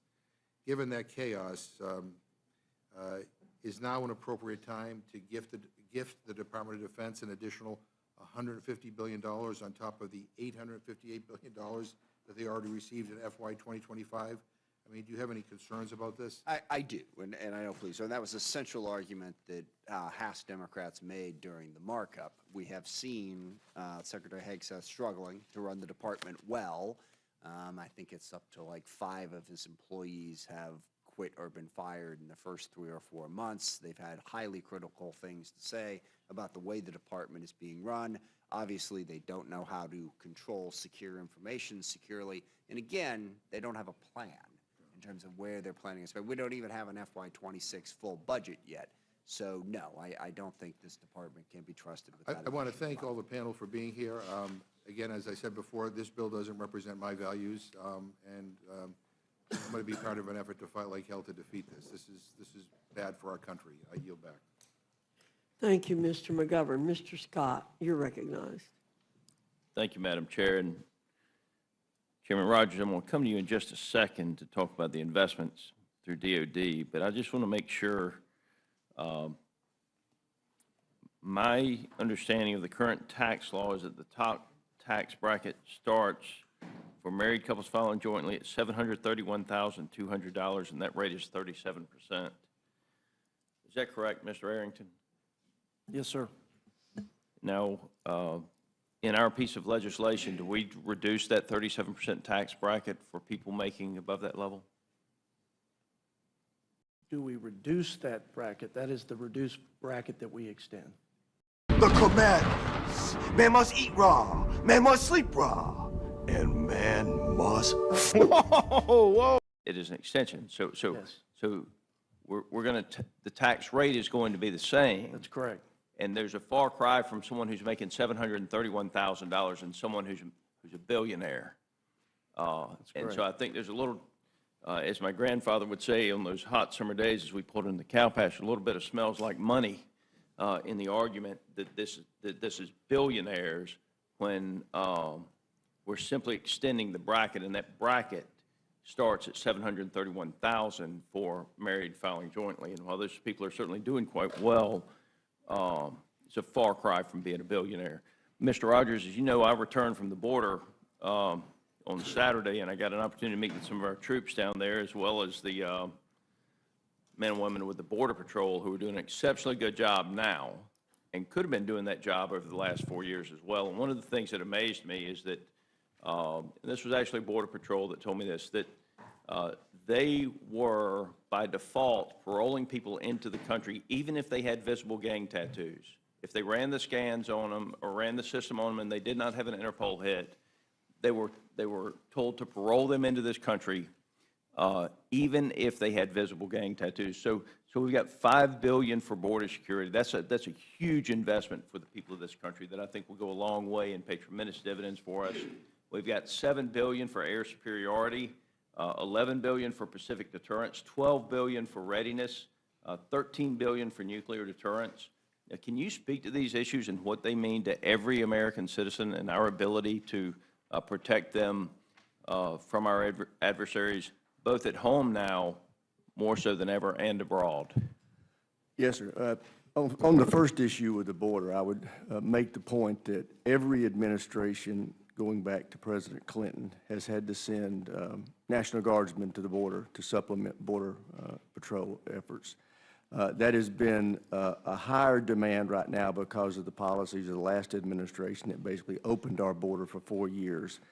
The problem that generated for us, though, is we already are spending at the lowest level on defense that we have as a percentage of GDP since before World War II for over 80 years. So that money had to come out of Hyde. This reconciliation is going to help backfill some of the money that we've had to spend to send our guardsmen down to help secure that border. And, you know, you talked about just one leg of the triad. You know, we have a real problem with our nuclear triad, which is the most important deterrent we have to aggression in our arsenal. The Sentinel, which is going to replace the Minuteman III, the ICBMs, is way over budget, behind schedule. These are 1970s missiles that we have got to replace, and we've got to have the money to do it. This reconciliation goes a long way toward that. Our nuclear submarines, which are the most valuable element we have in the triad, we're behind on both the Virginia class and the Columbia class. This puts a lot of money toward getting them caught back up. We just have a lot of elements. You've heard about the Golden Dome, which is really a layered level of defense against attack that we have been needing for a long time. This puts $25 billion against that threat. I can go on and on. There are many threats. I really disagree with the argument that the $150 billion isn't needed. The fact is, this is just the first installment of what we need to start to get our defense back to where it should be so that we deter aggression and stay out of wars. Mr. Rogers, thank you. I want to be respectful of other people's time. There's an additional $9 billion investment for service member quality of life, $34 billion for shipbuilding, which will be a lot of jobs that we need in this country. The $25 billion for Golden Dome. You know, our nation's defense systems, a lot of those systems are old. They were built to defend us from systems that are significantly slower and significantly larger than the weapons that we face today. And if we do not invest in that defense system, then I'm afraid we're putting ourselves at risk for hypersonics and other weapons that are extremely fast, extremely small. And I appreciate you, Mr. Rogers. I want to say this, Chairman Smith. It's always good to have two members who for the most part, are able to work together. I appreciate your professionalism on the Armed Services Committee, and this is one we just respectfully disagree on. With that, Madam Chair, I yield back. Thank you, Mr. Scott. Ms. Scanlon, you're recognized. Thank you, Madam Chair, and thank you to our chairs and ranking members for joining us at this extraordinary hour. I also want to welcome our dedicated C-SPAN viewers and rules aficionados. You know who you are. For our special edition of DC After Dark. We're meeting in the dead of night so that House Republicans can try to jam through their disastrous reconciliation bill with zero transparency or scrutiny. This meeting began at 1 a.m. because our Republican colleagues know that a bill this bad can't be exposed to the light of day. 1 a.m. is when you work on bills that you want to hide from the public. Why would they want to hide this bill? This bill is going to enact the biggest cuts to Medicaid, the primary health insurance for nearly a quarter of Americans, in our nation's history. This bill is going to enact the biggest cuts to SNAP, which prevents Americans from going hungry, in our nation's history. And this bill is going to enact the biggest tax cuts for billionaires in our nation's history. Not only that, but the Congressional Budget Office has just released analysis showing that this bill is going to result in a wealth transfer, not from the rich to the poor, but from the poor to the rich. It's a bill for which there's still no agreement to guarantee its passage. That's why some of our members here aren't here right now. They're out there trying to cut some more deals with the Speaker in the White House. And these deals aren't just tweaks, but if our colleagues' tweets are to be believed, they're so significant that those deals are going to determine whether or not this bill passes at all. Although if it does pass, it's going to be a strict party line vote. So after months of debate and deliberation in the Republican caucus, certainly not bipartisan debate with Democrats, House Republicans still don't have an agreement. What have you been doing all this time, other than lying about whether or not you were going to cut Medicaid?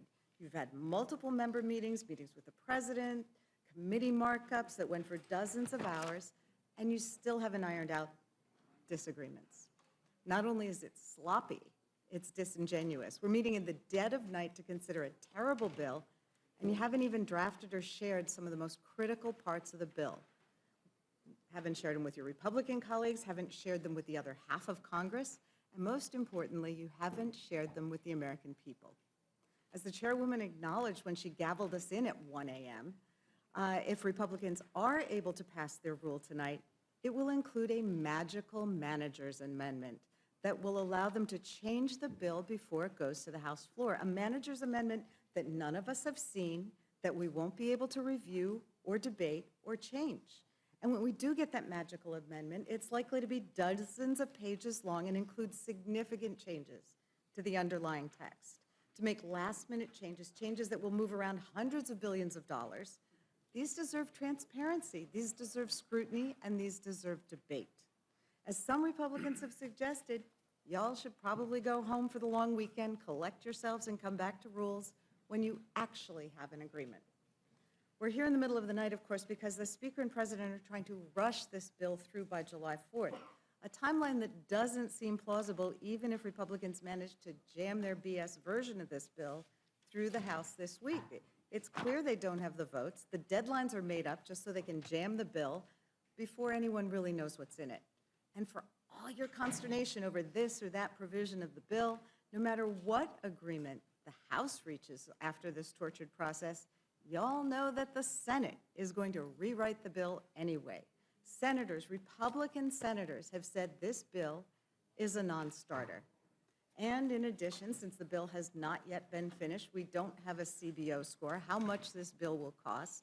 We don't have any score except on prior versions of the bill. All we have are some back-of-the-envelope estimates cobbled together by Republicans in their backdoor meetings.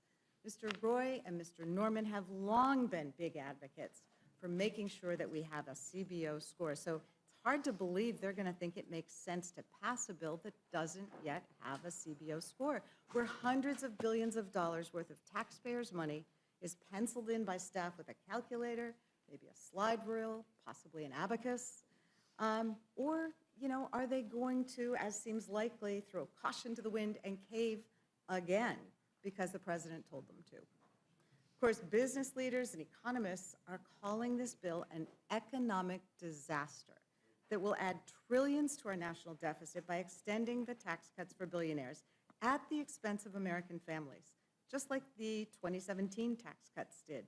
We've seen this play before. The rich get richer, and the American people, working families, get left holding the bag. It was confirmed by the Congressional Budget Office just a few hours ago with a damning report that shows that this bill is going to increase the deficit likely by $3.8 trillion. It's going to cut billions from Medicaid and SNAP, and it's going to reduce household income for poorest Americans and raise household income for the richest Americans. We can't emphasize enough how insanely rushed this bill is. You're proposing major health care changes that will impact every American, whether they get their health care through Medicaid or Medicare or some other source. The impact of those Medicaid cuts will reverberate throughout our health care system. Cuts to Medicaid will push hospitals, nursing homes, and health clinics into bankruptcy. And when those places close, it's going to be harder for everyone else to get health care.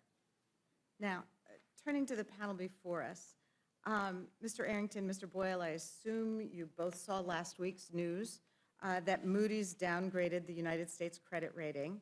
And I'm sure you've read about it because one of the biggest reasons for the downgrade was extending these unfunded tax cuts for billionaires.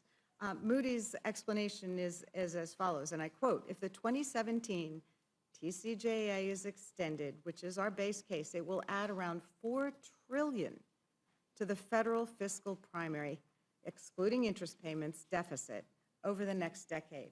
And as a result, we expect federal... Would you take a Tesla Powerwall and brand new solar panels at no cost? If so, then you need to watch this before this program is gone for good. This $555 billion clean energy program is allowing thousands of Americans to get the newest generation of solar panels and Tesla Powerwall. And you don't have to pay for any of the installation or equipment. That's right, you can get paid to go solar and even get a Tesla Powerwall like this. Compared to 98% in 2024. So doesn't it worry any of you on that side of the dais? It certainly seems to be what you've been talking about. It seems like a pretty damning indictment of the fiscal situation that Republicans are putting us in, and one that is going to become worse if they pass this bill. There's also this tidbit from that liberal journal, the Wall Street Journal, earlier this week.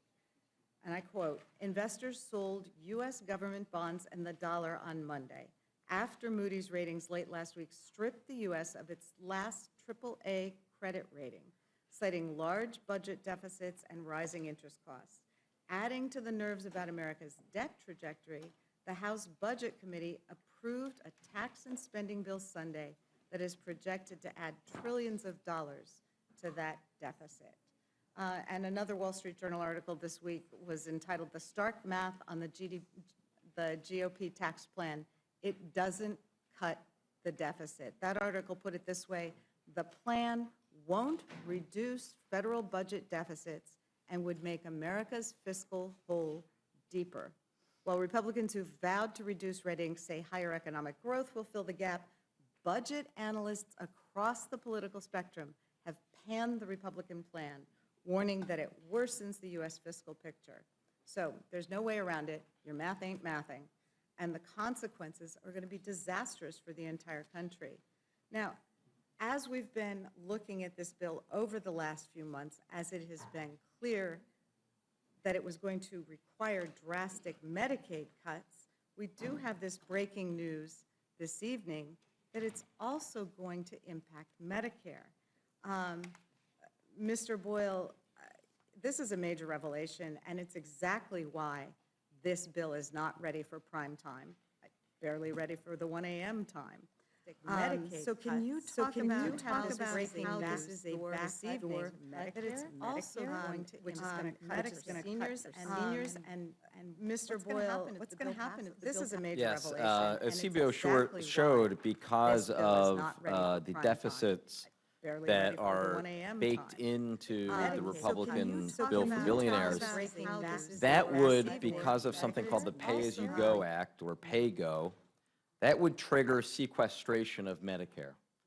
And it would, again, according to the Congressional Budget Office, be to the tune of over $500 billion to Medicare, one of the biggest cuts to the program. Indeed, I would say the largest outright cut to the program in American history. There are some who might want to argue and rebut that by saying, well, we'll just go ahead and waive PAYGO. It's actually impossible in reconciliation because it would not meet to the requirements of the Byrd Rule. So you cannot waive PAYGO. These cuts to Medicare will happen if this bill becomes law. Hey, it's John, and before you skip this ad, did you see that a self-proclaimed MAGA warrior... But we also know that there are ongoing negotiations about this bill. One of the things we've heard is that there may be an agreement on this SALT deduction, which has been so concerning to some of the Republican members. Is that agreement with respect to SALT likely to increase the deficit or decrease the deficit? Well, I mean, obviously, if the SALT cap is raised even further than what was in the bill that was voted out of Ways and Means and passed out of budget when we basically put all of the component parts into one, then basically one of two things would happen. Either the majority would have to find even more cuts in order to pay for the loss of revenue, or you would simply see these deficits increase by even more. Okay. That's what I thought. Thank you. The prints from Oversight and Financial Services aren't too great either. It's in these committees that our Republican colleagues snuck in some really bad stuff they're hoping will get lost in all the headlines about taxes and Medicaid. I'm really concerned by the Oversight Committee's contributions to this bill because the proposed changes to the federal employees' retirement system amount to a major pay cut for our nation's civil servants. It's a cruel policy. It takes earned compensation away from millions of hardworking people just to make a paltry dent in the staggering cost of their tax giveaways. So I know we're going to talk about the tax cuts later, but this is a multi-trillion-dollar handout to millionaires, billionaires, and Fortune 500 companies. It's the biggest government handout of all time. And to shave some dollars off the cost, Republicans are going to cut 13 million people off their health care, and it's going to force a punitive pay cut on federal employees. Mr. Lynch, I think you said 2.4 million employees.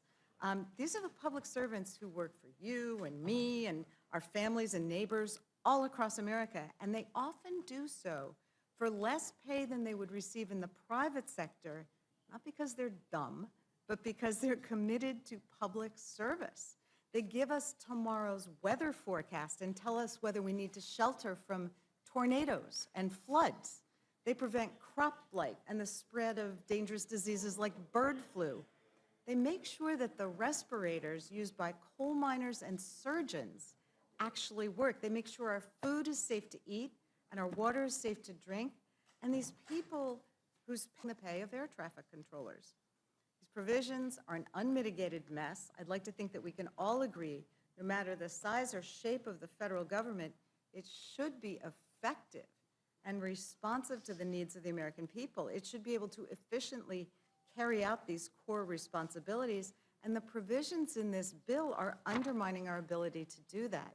So, Mr. Lynch, can you speak to how the oversight provisions in this bill are going to impact federal employees, including those serving in roles that are critical to our national security, our health, and our transportation safety?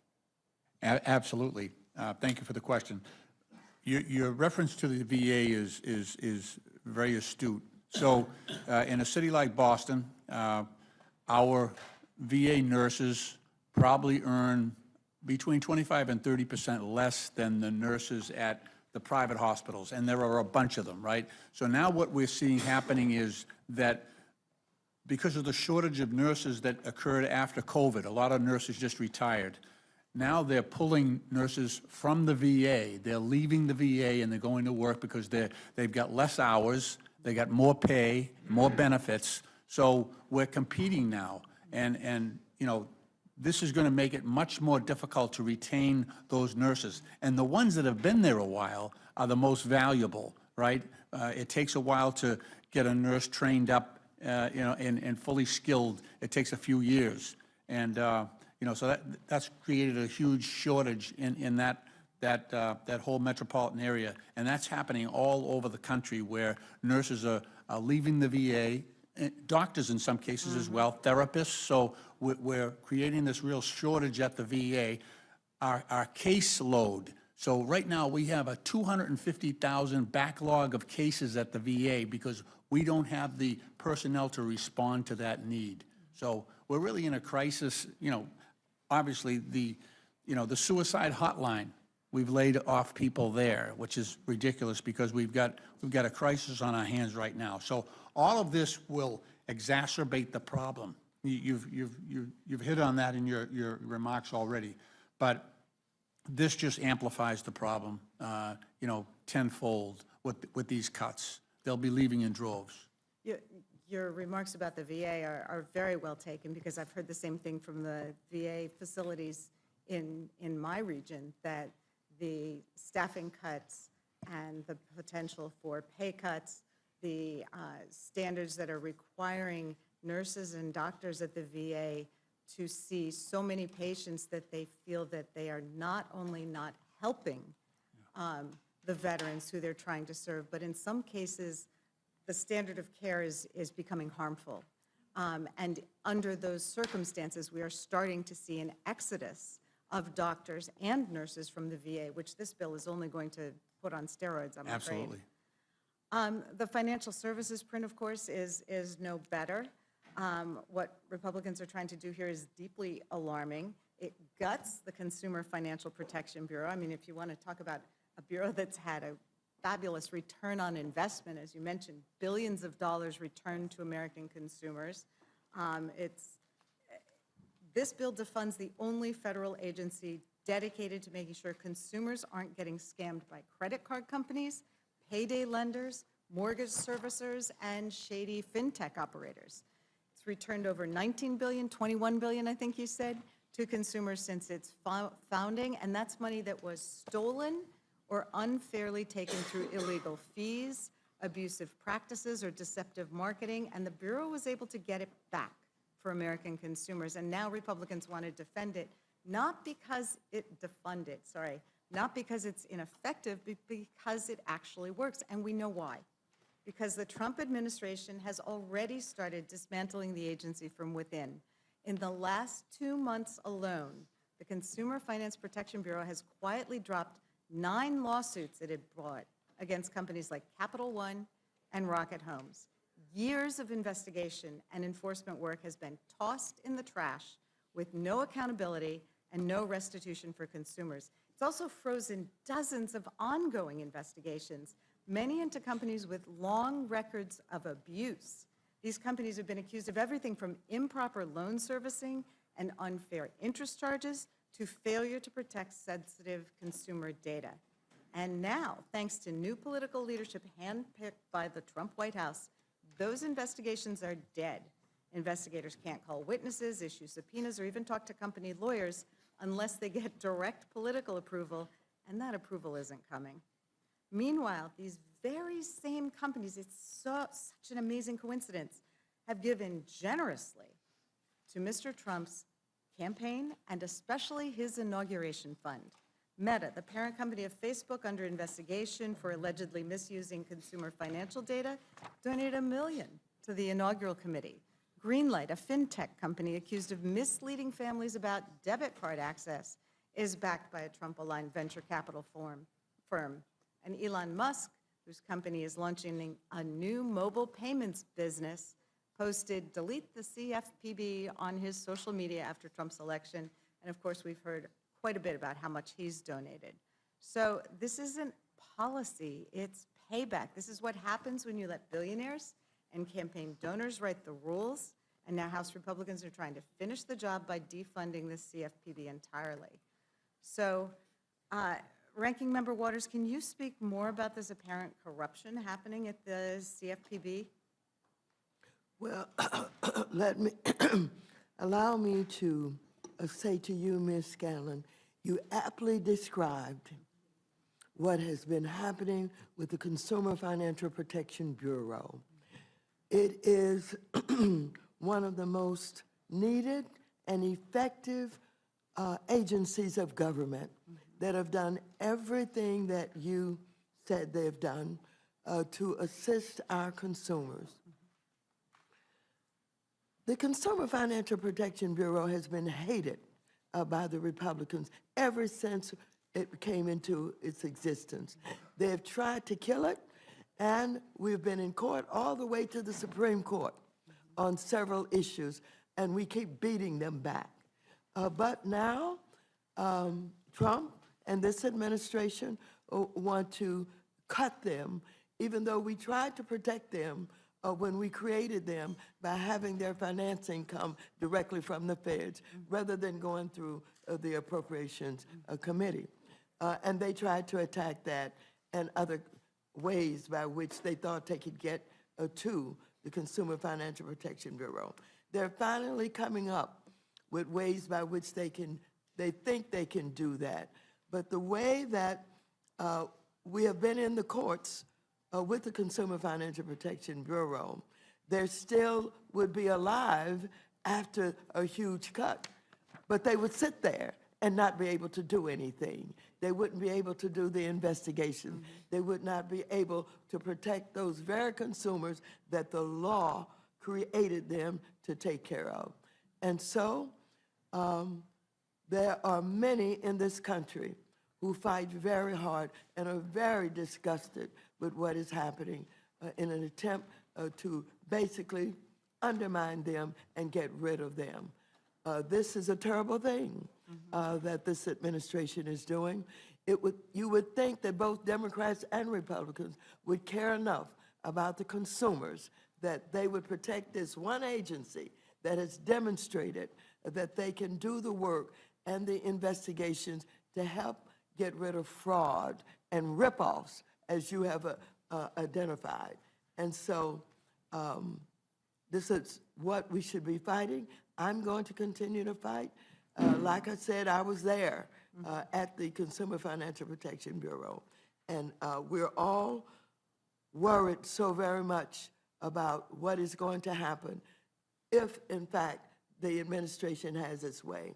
And again, you have correctly identified it and talked about it in ways that everybody should understand. It's really stunning that an agency that has been this successful in protecting American consumers is being zeroed out, when the only folks who are going to benefit are going to be large corporations and folks who are taking advantage of Americans. And apparently we don't, but I would hope that we would have bipartisan agreement that an agency like that should remain in place. I'll yield back. Thank you, Ms. Scanlon. Mr. Jack, you're recognized. Thank you, Madam Chairwoman. And Chairman Comer, given that I serve on the Oversight and Government Reform Committee, I will focus my line of questioning on you. And I'll just note from the outset, too, that you've done an incredible job with your leadership with the committee. You do a great job for your district, for the Commonwealth of Kentucky, and our country. You referenced this in your opening testimony, but could you just clarify for the committee your legislative jurisdiction over mandatory spending? It's pretty narrow, is it not? You're exactly right. Let me say, you're a good member of the Oversight Committee, Mr. Jack. We're glad to have you on there. But our jurisdiction was very limited to mandatory spending. All we had that would fall in the legislative jurisdiction would have been the federal employee benefits. Fair enough. And it's my understanding that federal employees get a hybrid pension that consists of both a 401k type defined contribution plan known as Thrift Savings Plan, or TSP, and a defined benefit annuity known as the Federal Employees Retirement System, or FERS. How do these benefits contrast with those offered in the private sector? Yeah, you're right. The private sector employers have shifted away from defined benefits towards defined contribution retirement benefit programs in recent years, and unlike what's provided in federal service, few private sector employers actually maintain both such benefits for retirees. In fact, a recent Department of Labor report indicates that only 15% of private sector civilian workforce had access to both defined benefit and defined contribution plans. And a question many of my constituents ask is, do taxpayers fund pensions for federal employees that are generally more generous than the ones they themselves receive? And are there any credible recent studies on that? Yes, according to a 2024 CBO report that I requested, CBO found that in 2022, federal employee benefits cost about $31 per hour worked and $22 per hour worked for private sector employees. Thus, benefits for federal workers cost 43% more per hour worked on average than benefits for private sector employer or private sector workers. Fair enough. One thing that you've mentioned in your testimony, and I've heard you speak over and over about, more than 2 million federal retired employees currently receive federal pension benefits costing more than $100 billion annually, with taxpayers shouldering most of the expense. I just want to repeat that for the committee. 2 million federal retired employees that currently receive over $100 billion in benefits from taxpayers combined together. And just to be abundantly clear to those who spread disinformation, the changes your committee print makes to the federal retirement system do not affect the benefits of those retired employees. Is that a fair statement? That is 100% correct. That is opposite of what some of the Democrats in Congress have been saying. It does not affect those. The benefits of those are already retired are not impacted, and the change we make to the FERS benefits, the supplemental retirement benefits, takes effect for those retiring after 2027, so that's a 2-year delay. Exactly. And just to clarify, for those future employees, people that may not be hired for years from now, I think they're given a choice when they're hired. Right. It changes in that aspect, but for those retired, it does not. But could you just walk us through what happens as it relates to those who may be hired in the future? Yeah, in the future, they're going to have a choice. They can be an at-will employee, or they can be the traditional government employee that Mr. McGovern cherishes. And if they're an at-will employee, they would receive a higher benefit. If they want to be a traditional employee that's protected with the very generous federal employee personnel laws that are on the books, then they can do that. So I think this is our proposal saves billions of dollars, and I think it gives federal workers a choice. Well, one thing I want to focus on as well is, my district, I'm just south of the Atlanta airport. I represent an enormous amount of air traffic controllers and heard a lot from the air traffic controllers throughout this entire process, and would just love for you to walk the committee through how air traffic controllers are treated as it relates to some of these changes. I know we worked at great lengths to ensure that we're recruiting the best, enabling the best system for air traffic controllers to thrive so we can keep our skies safe. Yeah, and Mr. Jack, you've done a great job advocating for them on the Oversight Committee, and I want to correct a statement that was stated by a Democrat on the Rules Committee earlier. The air traffic controllers are exempted from any changes in this bill. That's in print, so that needs to be clarified. They're completely exempted from any changes. And law enforcement officers, federal firefighters. That's right, Border Patrol. Wonderful. And as it relates to Border Patrol, just a helpful point as I round out my time, you also achieve savings by removing ineligible dependents from the federal employee health insurance program. I applaud this provision. Taxpayers should not bear the cost of fraud and error committed by federal employees, and did not, just correct me if wrong, did this provision get bipartisan support when it was taken up by the committee last Congress? It did, and that's something that we should all be applauding here. This is an audit to ensure that there aren't people on the benefits plan that are ineligible. And that's kind of what Brett Guthrie done with Medicaid. We're not cutting Medicaid. We're not cutting these benefit. With that provision, we're trying to ensure that people who are on the system are truly eligible and to remove those that are ineligible. GAO report estimated that if we do this audit, it'll save $1.5 billion taxpayer money. So I think that's a pretty good deal for the American taxpayer. Well, I appreciate your leadership. I very much am grateful for yourself and all that worked on the committee to help support air traffic controllers. It's very important in my district. And with that, Madam Chair, I respectfully yield back. Madam Chair? Thank you, Madam Chair. I just want to point out, you called this meeting, and I'm looking at who's here. There's 4 of us and only 3 of you. And your members can't be bothered to even sit here and listen to the witnesses. And I just say that because if that continues, we're going to move to adjourn. So I hope that your members will, since you called this meeting, will actually be here present and listening to being in the other room is not being here. So I just point that out and say that we will feel obligated to move to adjourn again if that continues. Thank you. Mr. McGovern, our members are in and out, just like your members are in and out. You were gone for about 30 minutes.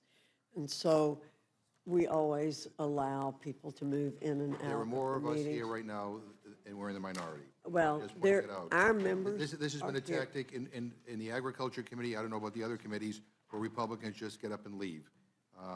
And so I think people ought to be present here. At least you got to have more of you here than us here. Thank you. There are more of us here than you, so there's no reason to delay this meeting any longer than it is. Mr. Neguse, what I'm saying is there's no need to delay this meeting any longer than we have to. Thank you. Recognized. Thank you. Thank you, Madam Chair. Good morning, all the chairs and ranking members. Thank you all for being here. Thank you for your testimony. Got a lot of questions, but I guess first I want to, maybe if the chairwoman would indulge me, give her an opportunity to say a word, and that is my assumption, and I think the assumption for most Americans, is that the reason Republicans have decided to notice this hearing and proceed in the dead of night is because this bill is indefensible. It sounds like maybe you have a different reason, and so I guess I'm trying to understand, why was this meeting scheduled for 1 a.m.? Why are we meeting at 3 a.m.? What was the rationale? Or is there a rationale that am I mistaken? I think my opening statement stands for itself, Mr. Neguse. Okay, well, I appreciate that, Madam Chair. I would just say, I mean, your opening statement essentially, as best as I could tell, were ruminations about, what happened in 2007, 20 years ago. I wasn't here. Most of us weren't here. I don't know that that is a cogent rationale to 2022, two and a half years ago. And so the basis for scheduling this hearing in the dead of night is that you've decided that this is just the way things should work, and that this is, I mean, I'll just proceed. I'll just say this, Madam Chair. It does not take more than a cursory review online to find quotes from just about every member on the other side of the dais, including you, Madam Chair, back in 2009, again, it's a long time ago, regarding a stimulus bill that you described as rush legislation that was thrown together, quote, who threw together the final stimulus bill in the dead of night. Another bill that you, quote, said, the bill that was finalized in the dark of night. So I think it's an unfair and unreasonable mischaracterization of our position and with respect to the disagreement we have about this process unfolding in the dead of night. And it makes no sense to me why House Republicans didn't notice this hearing for 6 a.m. or 7 a.m. It would not have been a difficult thing to say, yeah, instead of meeting at 1 a.m., we're just going to meet in the morning. And the American people are going to be able to watch and hear this fulsome debate and be able to reach their own conclusions. That doesn't seem like an unreasonable position to take. And I suppose, and maybe I'll start with Chairman Arrington, because I know him to be a reasonable person. Welcome back to the committee. I don't know. I don't. Now I'm nervous. Well, I don't think you were here in 2007 either. Maybe you were. No, Yeah, no, I was I don't not. think you were. Is this? I mean, you can't possibly agree that it is a prudent thing to do.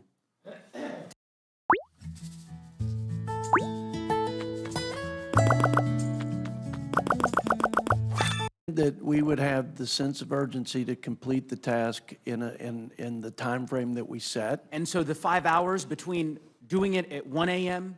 and doing it at 6 a.m., that's the urgency you're describing? What deadline is there on Thursday, or tomorrow, I guess tonight, getting this bill done? What is the... Well, as you know, there are time frames associated with each phase of the process when Sure. you are conducting regular order. I'm very proud that this has been bottom-up, committee and member-driven, and it's been a regular order process. Mr. Arrington, And the goal was to have it done by Memorial all right, Weekend. I was hoping I could... I'm not saying I you like would give getting- me an intellectually honest answer, the kind of answer I think that your constituents and my constituents in Colorado and your constituents in Texas would expect, which is to say, obviously, this isn't reasonable.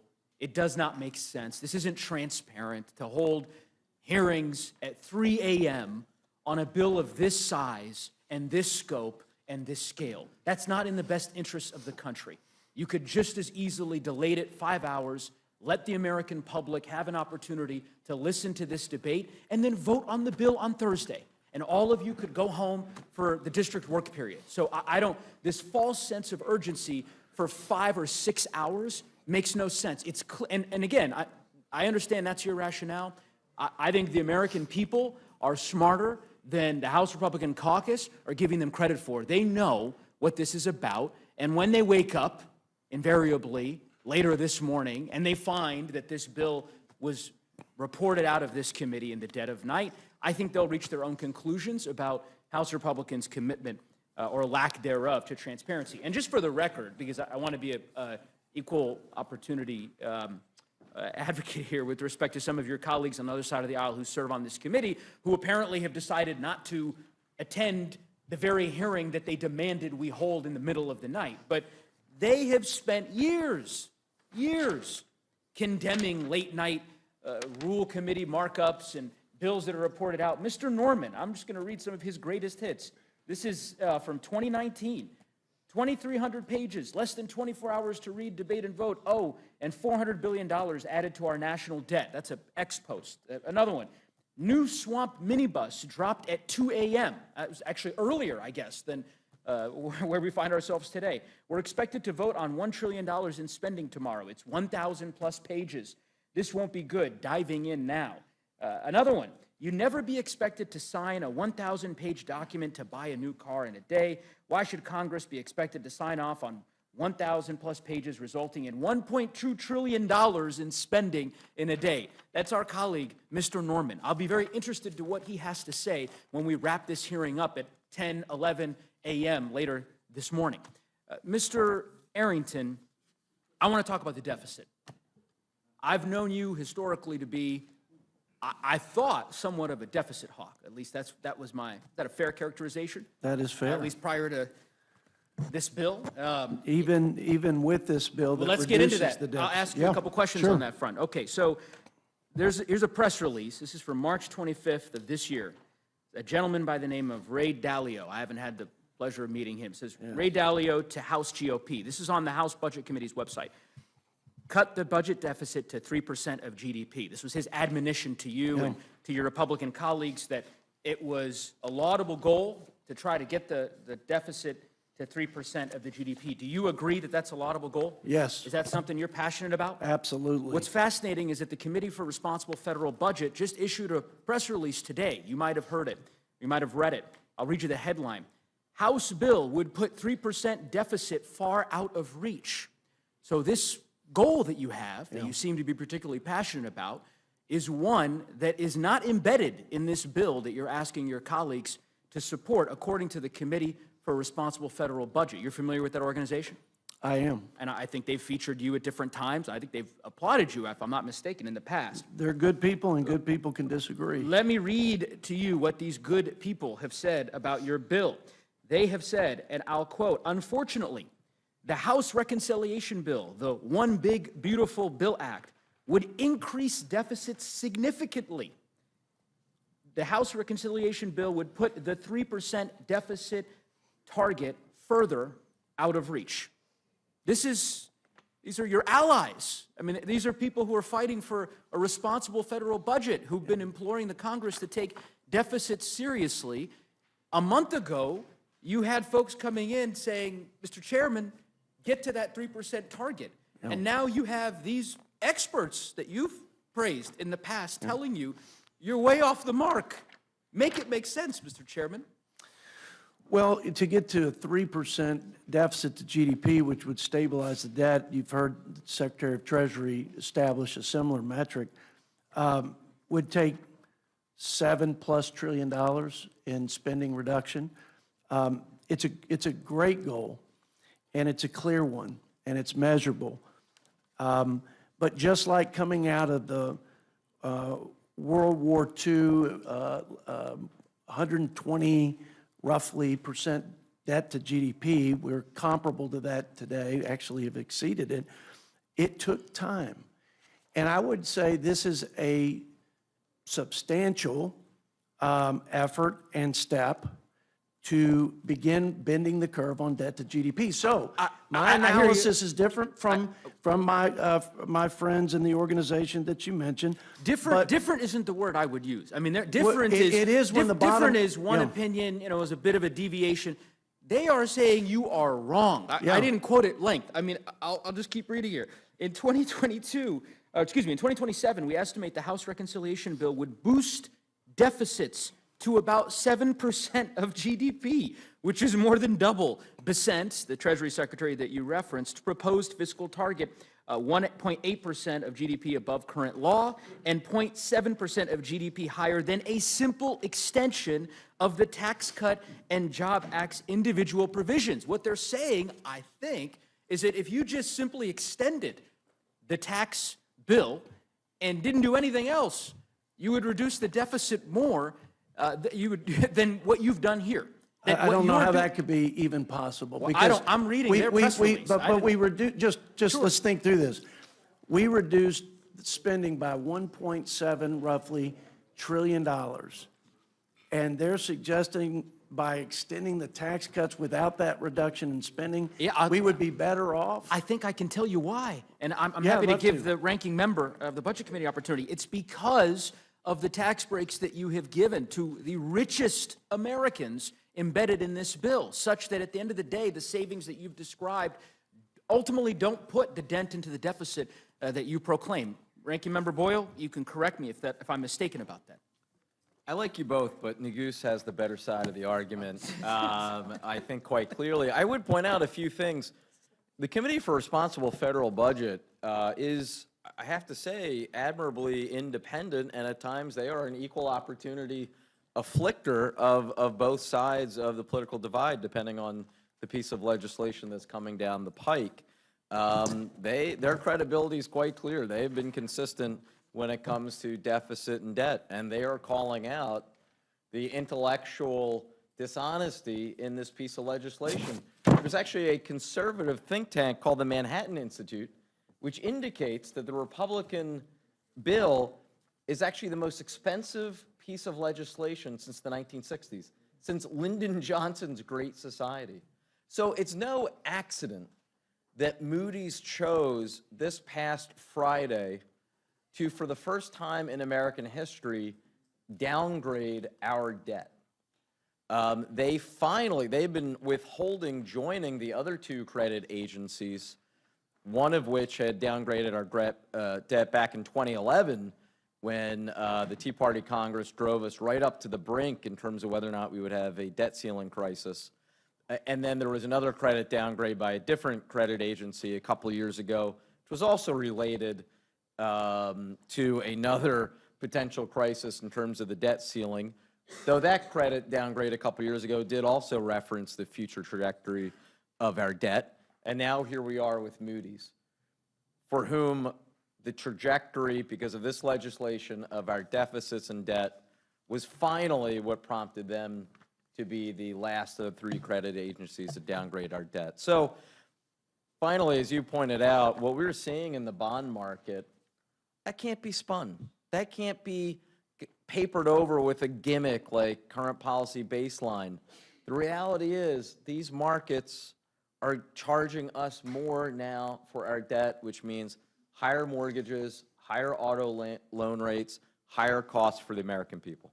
Yeah, I couldn't agree with you more, Ranking Member Boyle.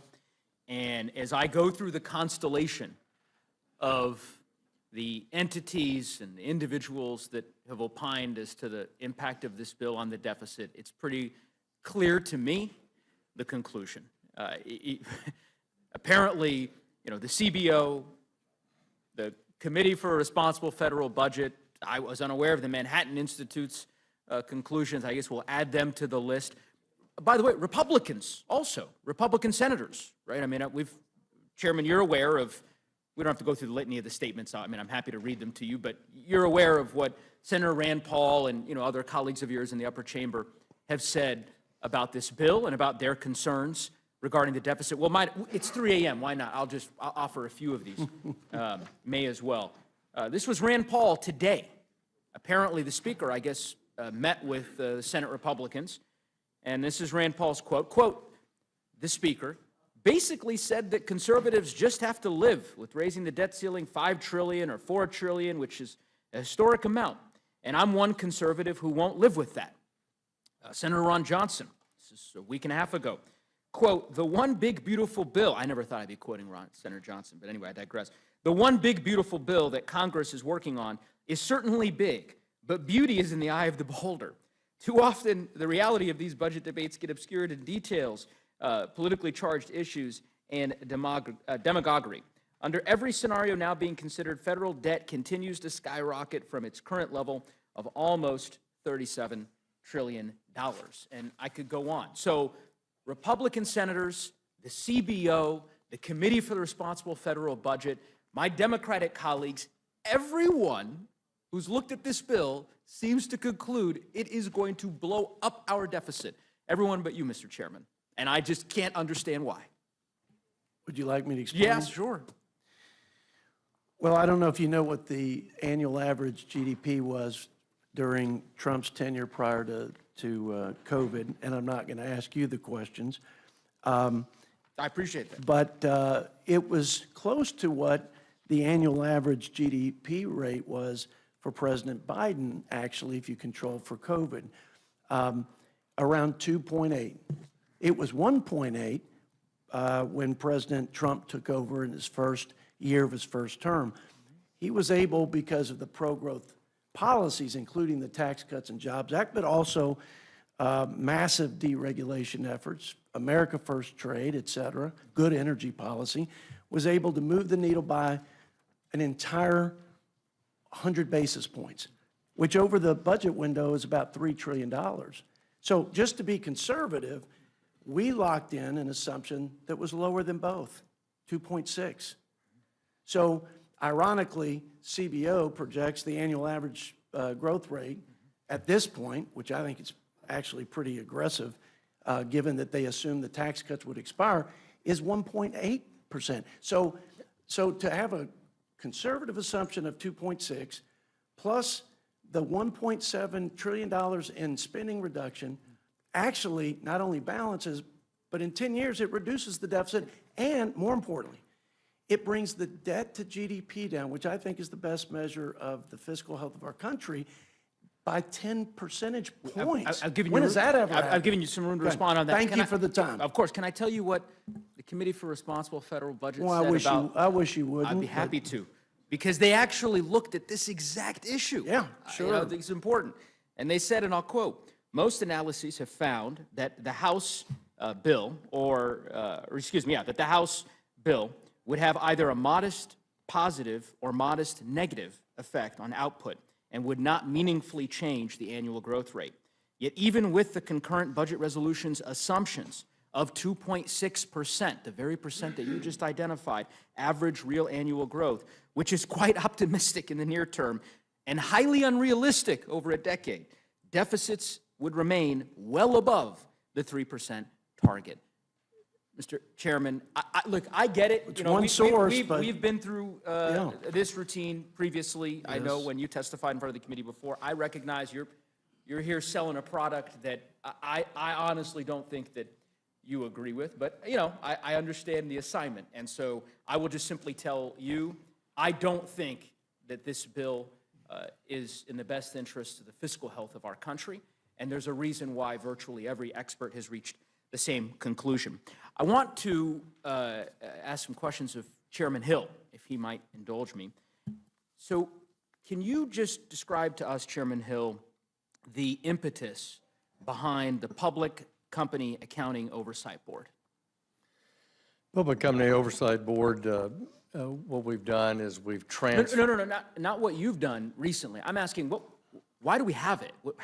How was it created? It was created during the crisis around the failure of Enron. That's right? So it's in the wake of Enron, in the wake of WorldCom, in the And wake there was of... an assertion by the Congress at that time that all public accounting firms needed an independent regulatory body. Correct. And that assertion, you probably are aware, was supported by an overwhelming majority of the Congress. It was. You know how many... And so we're continuing that I know. oversight of public... Do you know how many members of Congress voted for that bill to create the Public Accounting Oversight Board? The vast, vast majority. Very few people voted no. 431. Yeah. 431, signed into law by President Bush, right? And you all have chosen to eliminate it, right? Not true. You're not eliminating it. No, we're transferring the authority to oversee the public accounting from the PCAOB to the SEC. To the SEC, got it. But you're not allocating any funding to the SEC to actually perform these duties, right? There's no money in this bill for that. We are taking the fees that were being charged to the companies and eliminating those fees. I understand you're limiting the fees, yeah. So my point is, you've said, we're you said I'm not saving dismantling the agency, but we're moving it to the SEC. But we're not giving the SEC a dime to do any of these critical accounting functions that virtually every Republican in the United States Congress supported a mere 20 years ago, right? We're cutting the mandatory spending that is in this, currently in the budget for the PCOB, transferring those authorities to the SEC, and I'm sure they can come to the Congress for appropriations. Got it. So in the interim, there will be no public accounting oversight activities, right? Yeah. That's not true. The work of overseeing the public accounting firms will continue. By who? We've contemplated that in the bill in the terms of the phase-out. It's in the reconciliation bill. Describe it to us. I mean, I guess I'm trying to understand. You're saying it gets moved over to the SEC. There's no new funds. There's no mandate that there be... There's a phase-out period in the reconciliation bill, and that will afford the SEC the opportunity to seek appropriations. So does the bill it gives the SEC the opportunity to seek appropriation. So until that agent, and of course we have no idea as to whether or not the Congress will ultimately consent to that appropriation request. There's also no language in this bill that mandates that the Public Accounting Board, the personnel who work for this entity now that's been in existence for 20-some-odd years, are rehired by the SEC. That's true. Okay. This is coupled with, obviously, we've gone to great length, and Ranking Member articulated well the cuts to the CFPB, and I know you don't contest that, the 70% cut, obviously, to the Consumer Financial Protection Bureau. We're taking the cap of the amount of money the CFPB can request from the Fed from 12% to 5%. It's not being cut, as the gentleman from Pennsylvania asserted, to zero. It's also not the only agency that does consumer compliance in the financial services sector. I understand your rationale with respect to that secondary part, but I just want to zero in here on the financial piece, because I guess my read of the bill was that it will significantly reduce the funds that are available for the CFPB to be able to perform the duties that it's responsible for executing under federal law. The CFPB is often lost in federal court time and time again for exceeding its authority, proposing regulations that are not statutorily approved, proposing new functions that are not statutorily approved by Congress. And we believe that the money that is in the 5% cap is adequate for them to do their compliance responsibilities under the Act. Yeah, again, I got your question.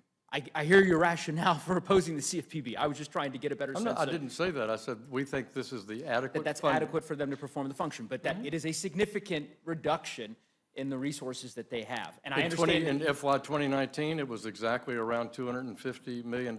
This year in FY '25, they're proposing $800 million in spending. And yet, in our view, the spending is adequate to be at $250 million, looking at their own analysis of their own personnel, compared from when it was at its full initial operating phase in 2012 and comparing it to today. We believe it's adequate. Okay. Financial Stability Oversight Council, reducing funding by 90%. No. No? What we've done is the fees that are the budget for the Financial Stability Oversight Council, which is supported by bipartisan members in the Congress. Right. We're simply saying that it's the actual expenses. So the Office of Financial Research, where that revenue takes place, we've looked at the 3 years average use to support the FSOC's operation. We've capped it at that 3-year average level for the actual functioning expenses of FSOC. We're not eliminating FSOC. We're not eliminating the funding for FSOC. I want to give the ranking member an opportunity to respond, and perhaps she can clarify if I'm misunderstanding the nature of the way in which FSOC's funding will be implicated. So I'd like to have that clarified.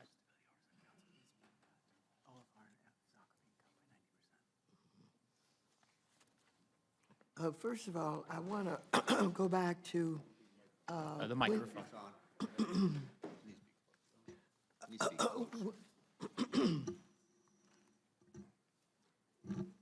I want to say a word about the PCOB that is being transferred. You talked about the fact that the PCAOB was being transferred to the SEC. And you wanted to know whether or not there were any funds that followed that. And the answer by Chairman Hill was that they could come and ask for more money. But it is really a lot more serious than simply whether or not they have the money. They had a hard time getting an agreement with the Chinese that are in our financial markets. But under the Biden administration, they were able to work out an agreement with the Chinese that was very, very important. Now, that agreement does not extend to the SEC. And so that means that the SEC, the auditors won't be able, perhaps, to deal with China, Germany, and a lot of the other places. So this is very, very serious, and I just wanted to say that. Next, you were talking about the council. FSOC. About why it is so important and what is happening to it. Well, the council is very important because we are at a time when all of these crazy tariffs are being initiated by the President of the United States of America, and we have rising inflation also. This means that the cost of loans are going to be much more expensive. I want you to know that investors around the world are freaking out, unsettled about what is happening. And so what you have is not only the unsettlement, but the uncertainty that is being created by these tariffs.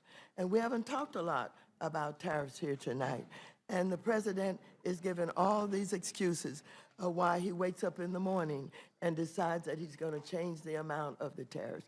And he said that the reason that we're having all these tariffs is they aren't paying their fair share, and he's going to use the new money that he's going to collect for manufacturing, et cetera, et cetera. He's going to do all of that.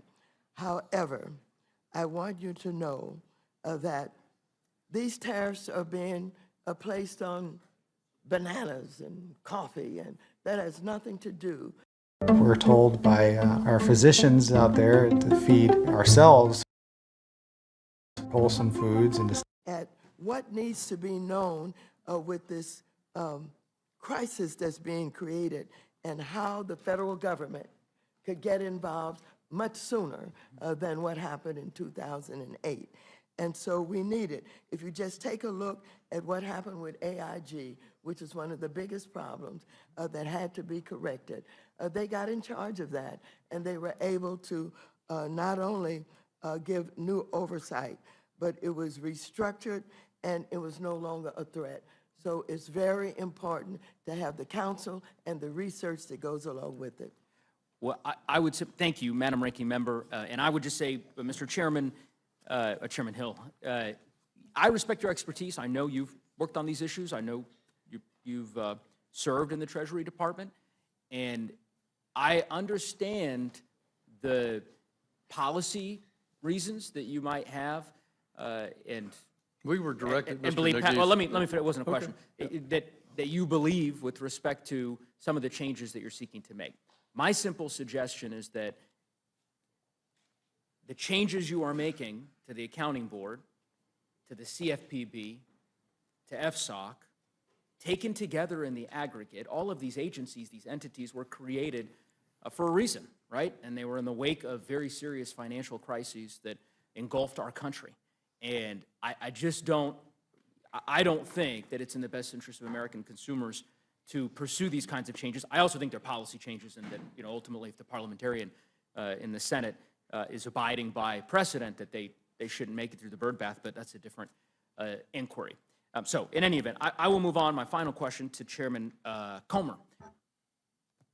Mr. Chairman, so with respect to the exchange you were having with one of my colleagues earlier about the exemptions that you all crafted into the bill regarding air traffic controllers, that's in relation to the at-will, this distinction essentially between giving federal employees the choice of choosing the at-will employment versus non-at-will employment, federal protections, but a higher retirement contribution. Am I right that that's what the exemption is applying to? What's that? I mean, I don't understand your question. Why don't you describe to me, I wanted to better understand the new language that you all have adopted regarding air traffic controllers and law enforcement. They're exempted from any changes. Any of the changes that you all are making with respect to the federal benefits system. That's correct? Yes. Okay. That didn't exist in the original bill, or was that not the case? There were exemptions for Border Patrol, and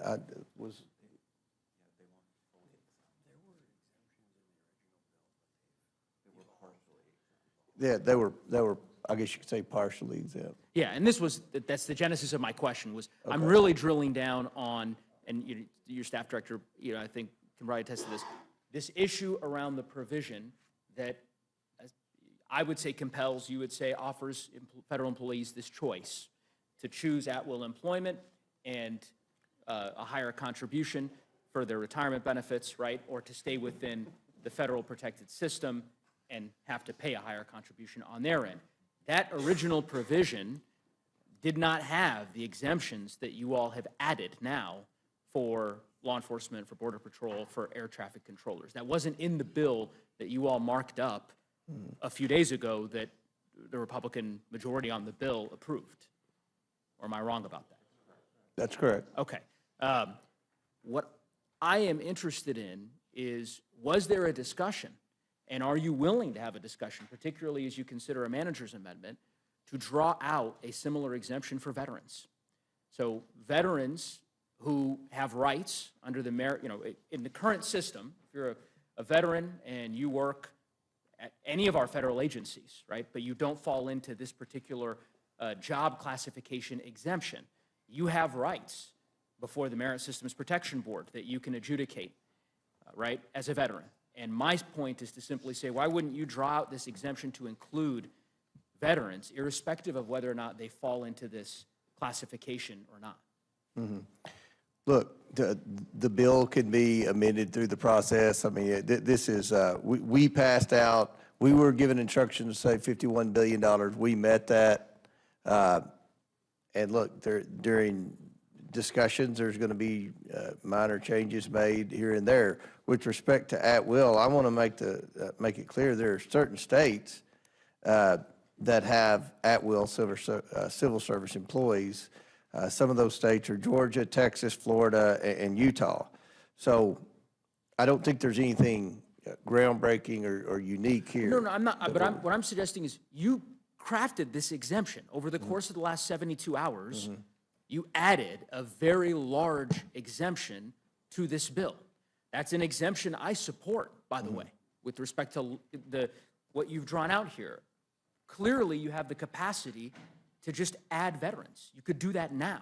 There's negotiations apparently happening somewhere in this building, and Ranking Member McGovern and Chairman Arrington's colloquy, I think, established that. So I don't really understand why you wouldn't just make the case to the leadership, respectfully, Mr. Chairman, to say, okay, if this exemption was worth pursuing, let's add veterans as well, so that we're not forcing veterans into this Hobson's choice that we've decided we did not want to force upon firefighters, air traffic controllers, and other law enforcement officials. I think that's a reasonable request to make on behalf of our nation's veterans. And as you know, a large portion of the federal workforce are veterans. So I think that this would be the least we could do. And I would implore you, I don't know if you have further thoughts on that, but I mean, you're the chairman, and I assume we've already exemption passed our bill out of the committee, so it's not. But this amendment happened after you marked up the bill. That's my point. You passed the bill. It included no exemptions for police officers, for firefighters, for border patrol. It was a limited exemption, as your staff director noted. You've added that in the last couple of days because there were stakeholders who made clear their outrage, which, by the way, was expressed by Democrats, I understand, during the markup, and Ranking Member Lynch can comment on that if he'd like, but I think Democratic members of the committee made the case that this ought to be, obviously, we believe it should be eliminated Democrats entirely, want to spend, into oblivion. I mean, if it were just Democrats, there wouldn't be any cuts. Well, we just keep spending money. I would not call. I mean, somebody has to step up. We're on an unsustainable path. Mr. Neguse, Chairman, Mr. respectfully, I would not Neguse, call. I'm Mr. almost done, Neguse, Chair. I would respectfully you ask a question. He Mr. answered. Comer was attempting to answer He your answered. question. Okay. You know, Mr. Neguse, there is no prize here for talking the longest. Well, And Madam Chair, so, I had intended to finish, but I've got about 7 more questions. I guess I'll proceed with Mr. Comer. Mr. Comer, go ahead and finish your question, or your answer, sorry. Look, I've stated the obvious. We are trying to do the best we can to be fiscally responsible. It's no fun when you have to make cuts. You all don't know what that's like. You've never cut anything in your life. You just continue to spend, spend, spend. We're on an unsustainable path. We have limited jurisdiction on the Oversight Committee. We're very passionate about eliminating waste, fraud, abuse, and mismanagement in the federal government. With respect to this bill, we had a limited portion of jurisdiction, and I think that we've been very transparent with the process. We passed out of committee a bill that saved the taxpayers $51 billion. There have been changes made, as there always is, once the bill passes committee before it's voted on the floor. So I don't know what else there is to say. So I would say to you, now that you've apparently concluded your answer, that my question was really simple. Really simple. I wasn't asking you to draw out exemptions for this category of folks and other categories of folks. It was very simple. A simple question, which was, are you willing to consider carving out an exemption for our nation's veterans in the same way that you drew out an exemption after the committee marked up this bill? I don't think that's spending into oblivion to say that our nation's veterans should be exempted in the same way that our law enforcement and border patrol agents and air traffic controllers. I don't think that's an unreasonable request. Ranking Member Lynch, do you think that's an unreasonable request? No, as a matter of fact, one of the amendments I have is to exempt them from the change in the calculation going from the high 3 to high 5. We would maintain the veterans at the high 3, and just to be clear, they could do that right now. They could, and the cost, and they've done it, as you pointed out, they've done it for a narrow subset of employees, and that, the high 3 instead of the high 5 was about $16,500 per employee over 20 years of retirement. Not a huge sum of money, but definitely appropriate, given that a veteran must have served honorably and discharged honorably for them to be eligible for these benefits. Yeah, I couldn't agree more, Mr. Lynch. And again, Republicans are negotiating right now as we speak on SALT deductions and tax credits and any host of issues that members of your caucus have. And I would think that the least they could do is entertain, or at least not treat it so gingerly that the response of, oh, this is spending into oblivion because we have a simple request. It was the only question that I asked you, Mr. Comer, and so I'm taken aback by your answer. But anyway, I will yield back the balance of my time. I thank the ranking members and the chairs for being here. Thank you, Mr. Neguse. Ms. Houchin, you're recognized. Thank you, Madam Chair, and thank you to all of our witnesses for being here this evening, and particularly to our committee chairs for their hard work on this reconciliation bill. Many hours have gone into this, many hours of debate outside of tonight in broad daylight have gone on this bill. I want to make a few points before I get into questions, and that is in response to a few of the things that have been said by my colleagues on the other side of the aisle. One of the things that's been said is that this is a transfer of wealth. What I would say to that is that the only transfer of wealth, resources, and protection of the American people that is occurring right now is a transfer from the American people on behalf of illegal immigrants. That's what's been happening over the last several years under the Biden administration. This bill's also been called a scam, but the only scam that's being played is a scam by the Democrats on the American people for fear-mongering about what this bill is actually doing. Once again, and I'm going to go to my former chair, my former committee of financial services, and go to Chairman Hill on questions about the CFPB. We've heard a lot about the CFPB here this evening. And the thing that I think strikes me most about the CFPB's creation is that only in Washington would we create a federal bureaucracy to fix something that we broke. And I'd like to just submit for the record, Madam Chair, an article by the American Enterprise Institute, October 30th, 2017, A Crisis Caused by Housing Policies, Not Lack of Regulation. Thank you. Because we have the CFPB as a result of a reaction to the banking crisis of 2008, which was driven by housing policies, not by any lack of regulation. And now we've got the CFPB that we live with, and as Chairman Hill, you noted that their budget has been expanding.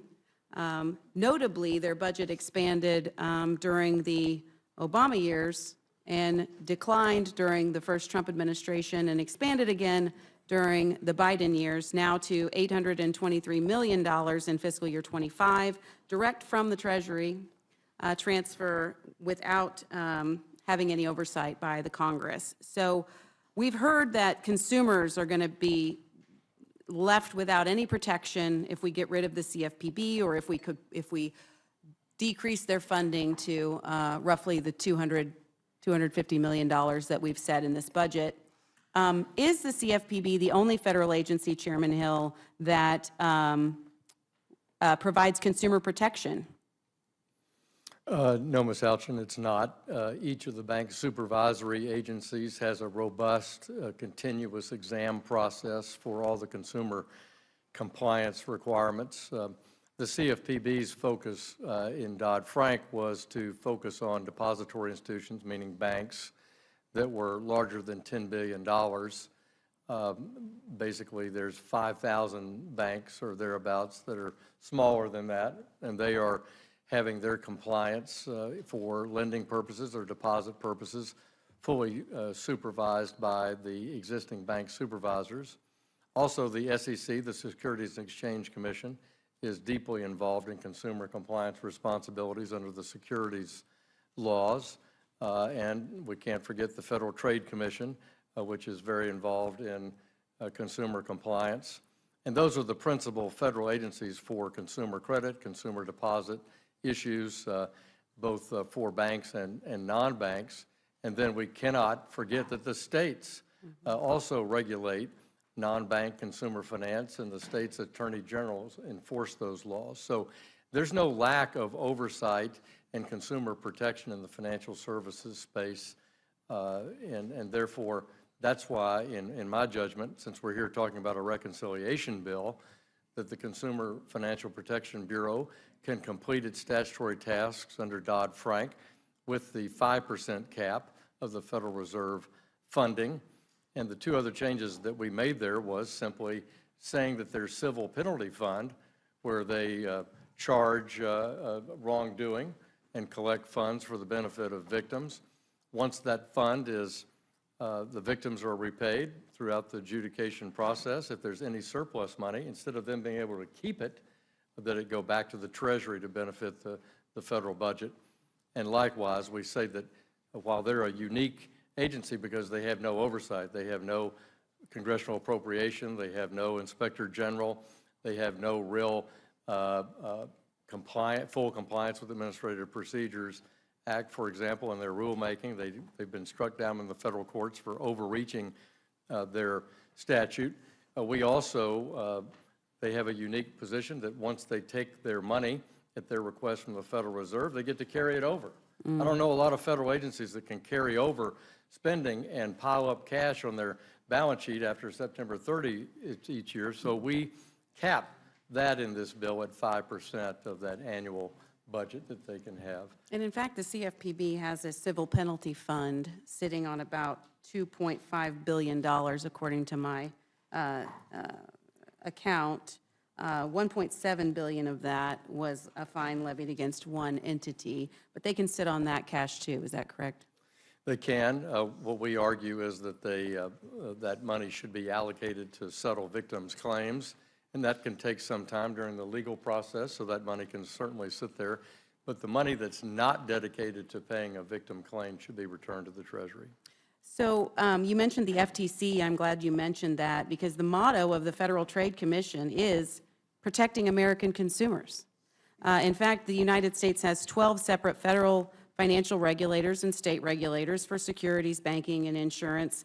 And it is duplicative that we do have the CFPB. We certainly don't need to be funding the CFPB at the extent that we do, because as you mentioned, not only do we have states' attorneys general who are also protecting consumers, but we also have plaintiffs' lawyers who can take class action suits as well. Madam Chair, I would like to submit for the record an article dated February 18th, 2025 by the Cato Institute, Consumers Will Be Safe Without the CFPB. Without objection.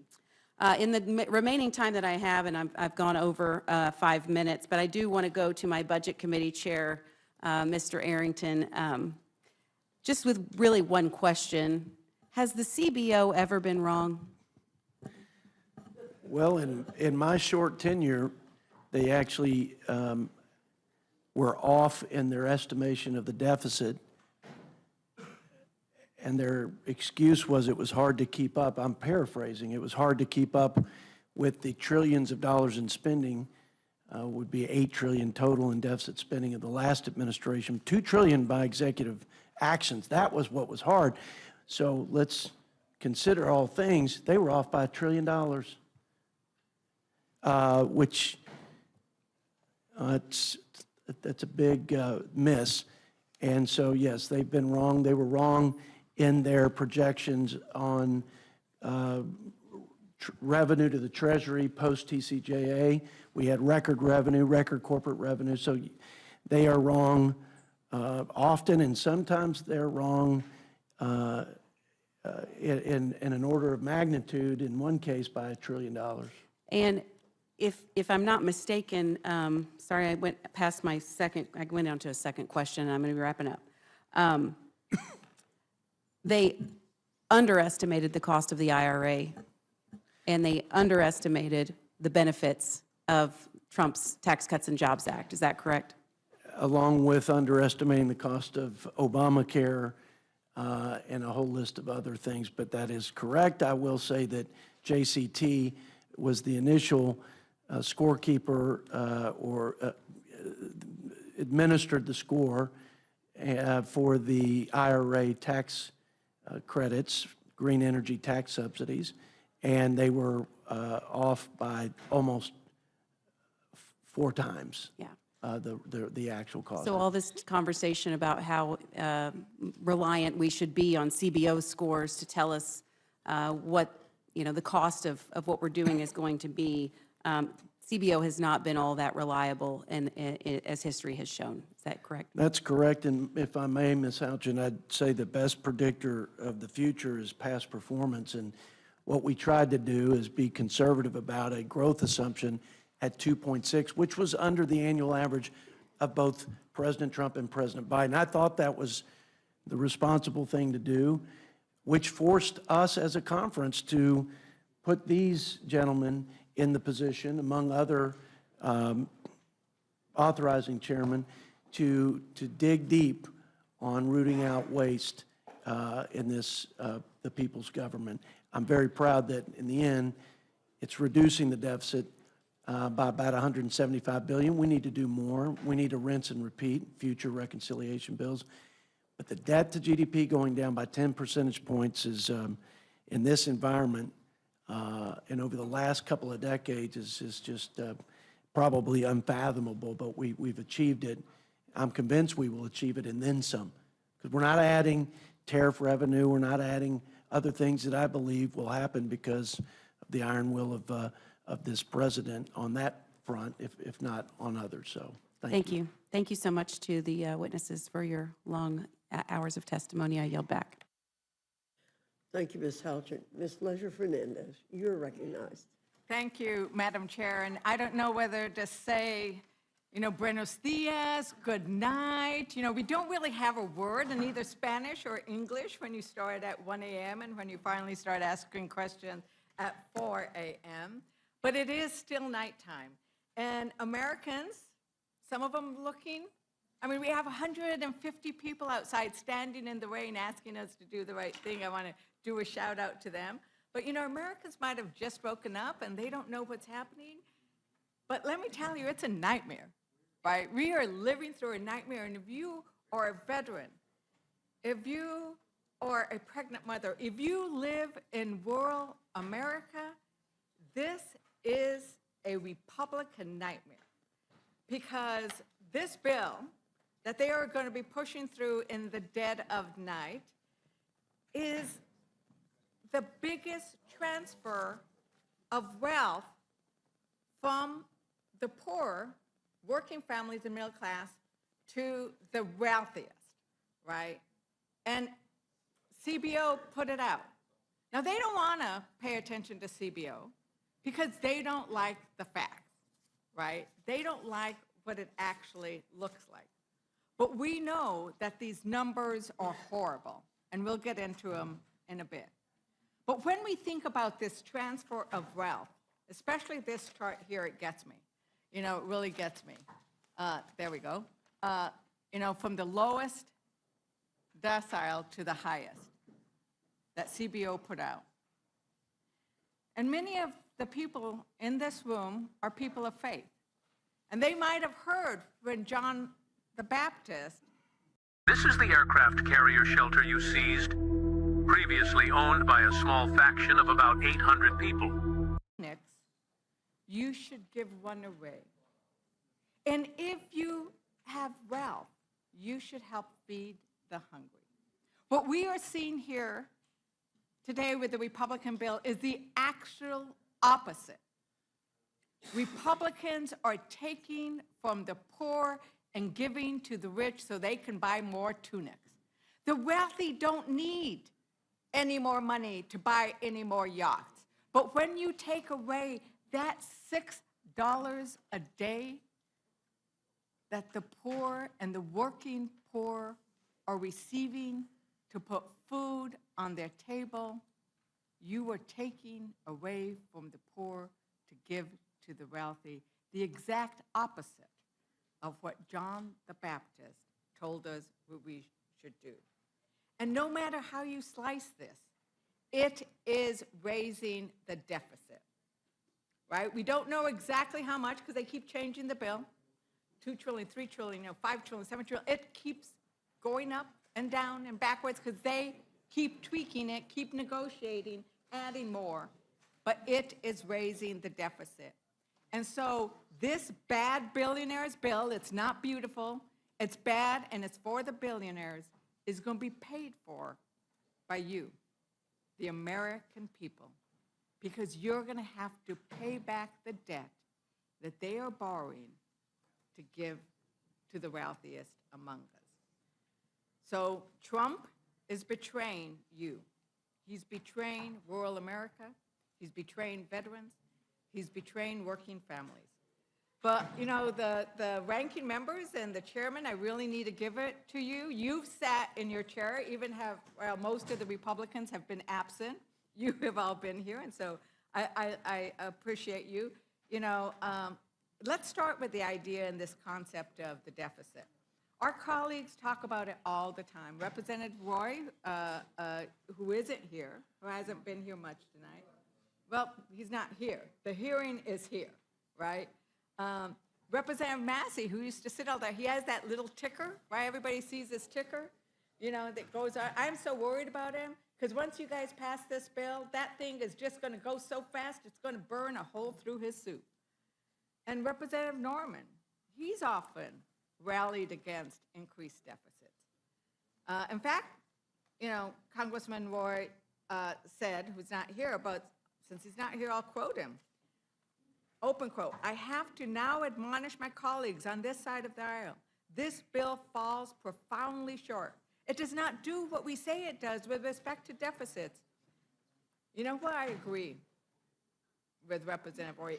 It doesn't do what they say. It increases the deficit. So, Chair Arrington, it sounds like you are in favor of reducing deficits. Correct. Would you repeat that, please? I apologize. Do you favor reducing deficits?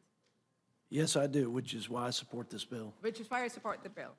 So the problem is that you're saying we want to reduce the deficits, but any outside analysis of this bill, any independent analysis of this bill actually increases the deficit. So, you know, Ranking Member Boyle, they keep saying it doesn't increase the deficit.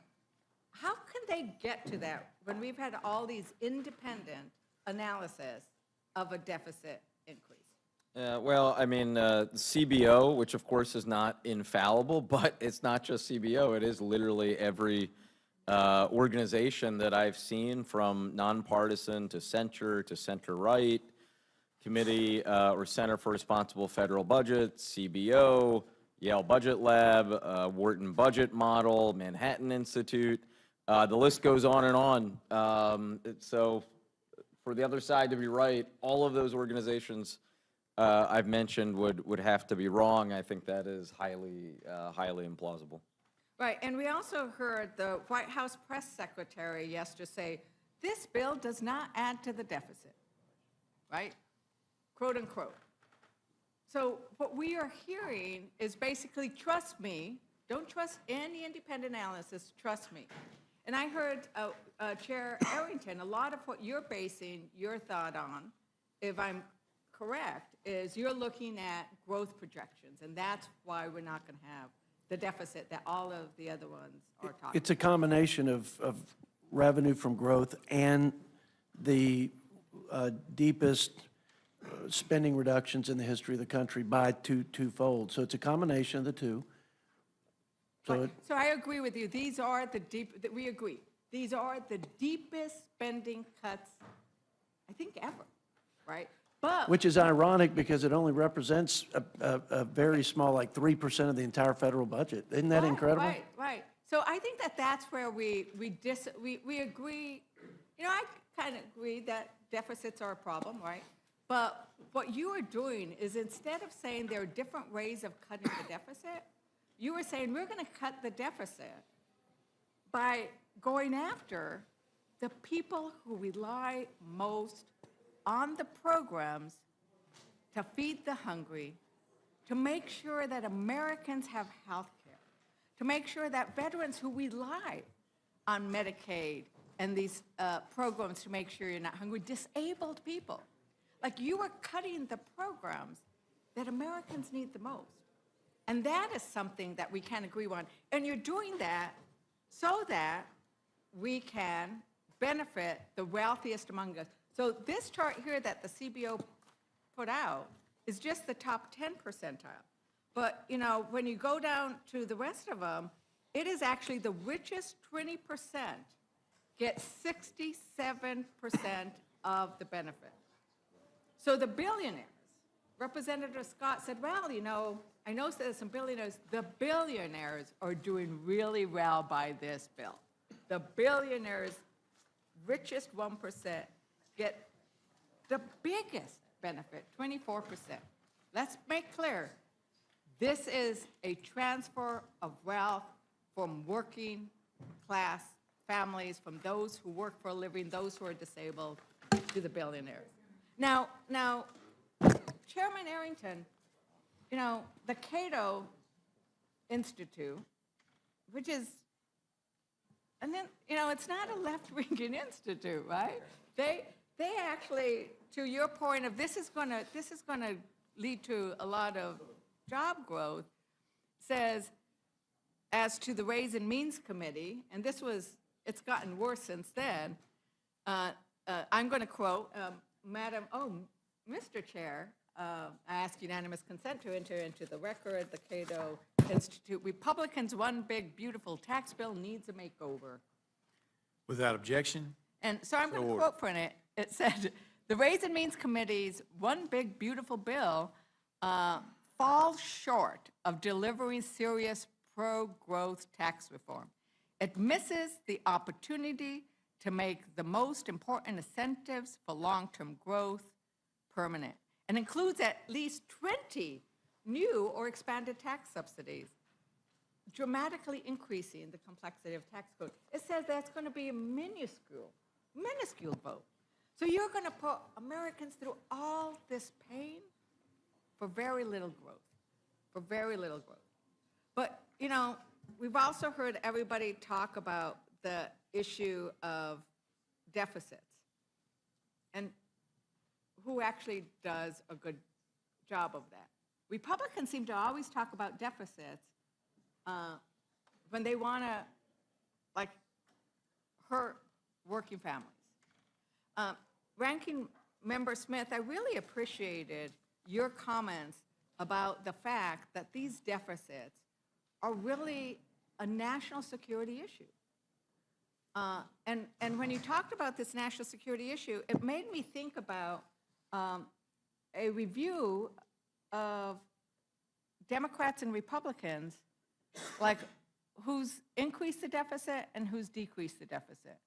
And we can look at those numbers, and it looks like Reagan and H.W. Bush, you know, they kind of like, the deficit didn't move too much under them. There were those tax cuts, there were other things, there was a slight rise. Under Clinton, the deficit fell. He actually went into negative territory where he brought down the deficit. He spent less. He balanced the budget. And then we had President George W. Bush. He just makes that deficit go up again. Another Democrat comes in, and they lower the deficit. And then Trump comes in, and he just blows the deficit out of the water. Biden comes in, he lowers the deficit. So now we're going to see that Trump is going to make this deficit go up again. So there's a pattern here that we are seeing. Democrats bring down the deficit. We're fiscally responsible. Republicans make it go up. Democrats bring it down. Republicans make it go up again. Chairman Smith, how do you see this kind of pattern with regards to looking at it from a national security issue? Who's better on the deficit, Democrat presidents or Republican presidents? Well, as I said, you know, if you believe that the Department of Defense needs more money to meet the challenges that we face, and we do face an incredibly complex threat environment and a lot of challenges there, then you're going to need resources to do that. And if you significantly reduce the amount of revenue coming in, you're not going to have the resources to do that. And I do want to point out, there was some conversation about how the Trump tax cut was such a wonderful thing for fiscal responsibility, and yet the chart shows that under President Trump, the debt went up by more than it went up under any other president in the history of the country. And that started before COVID. So it is, I know it is the holy grail of being a Republican that you can cut taxes and somehow increase the amount of revenue and reduce the deficit. It's a nice theory. It just never actually works. And I could get into this whole complicated, where our tax rates are right now and where they've been, frankly, ever since Reagan, they're not high enough that you can cut them and really get that type of a boost. And that is reflected by the numbers. And I know this is what the Republicans have decided to tell themselves to get through passing this bill, is that somehow there's going to be this magic wand and growth is going to appear and it's going to solve all of our problems. It's just that that's literally never worked. And it's not going to work this time. We are significantly reducing the amount of money coming into the federal government. So if you want to spend money on anything, and I understand, I mean, if you don't want to spend as much money on entitlements or whatever you want to call them, that's a policy argument. And if you're going to say, look, I don't want the taxes, so I'm not going to pay for that.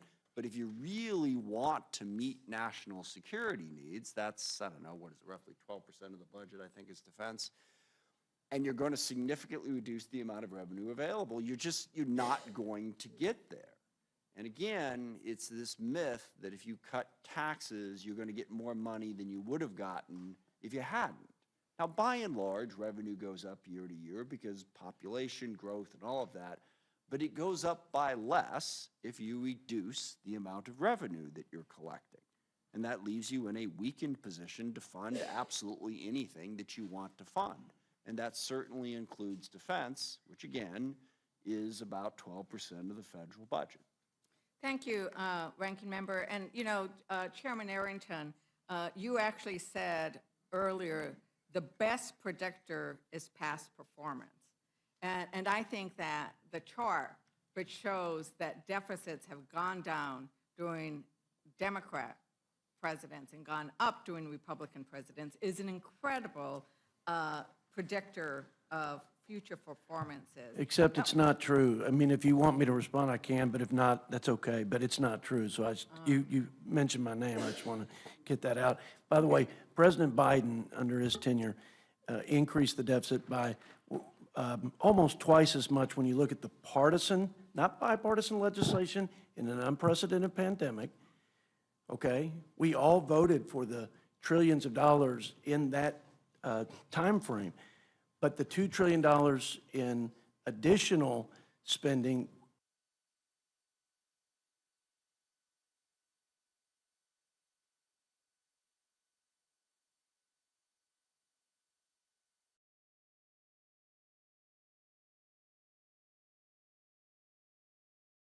purely true.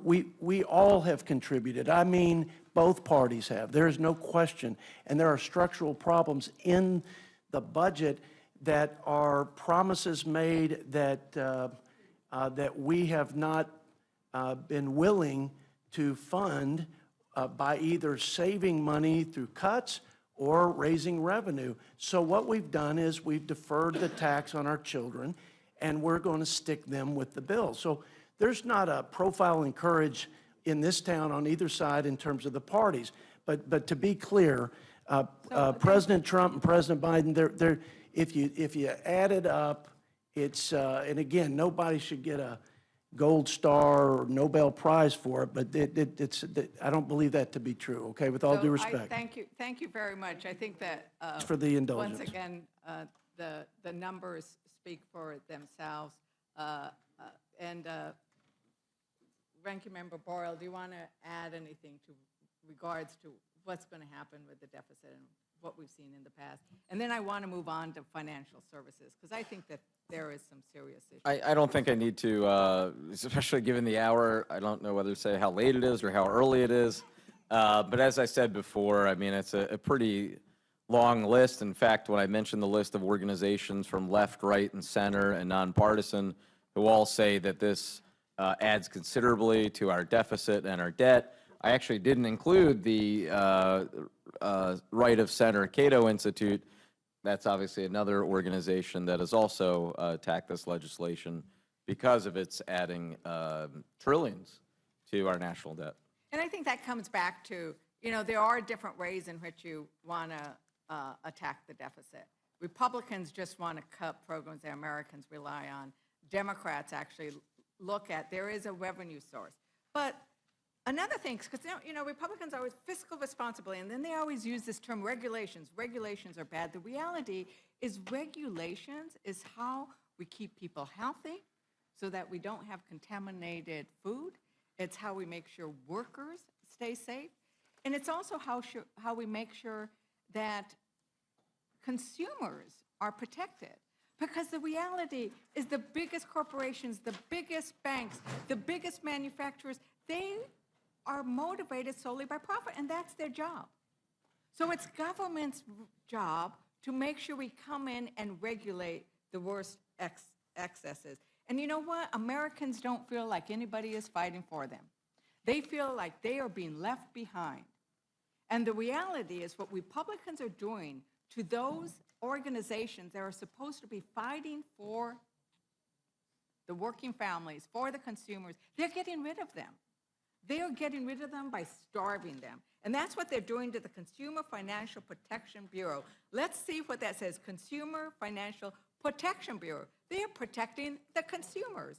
And they've done so by bringing back $21 billion. That wasn't $21 billion that came back to the federal government.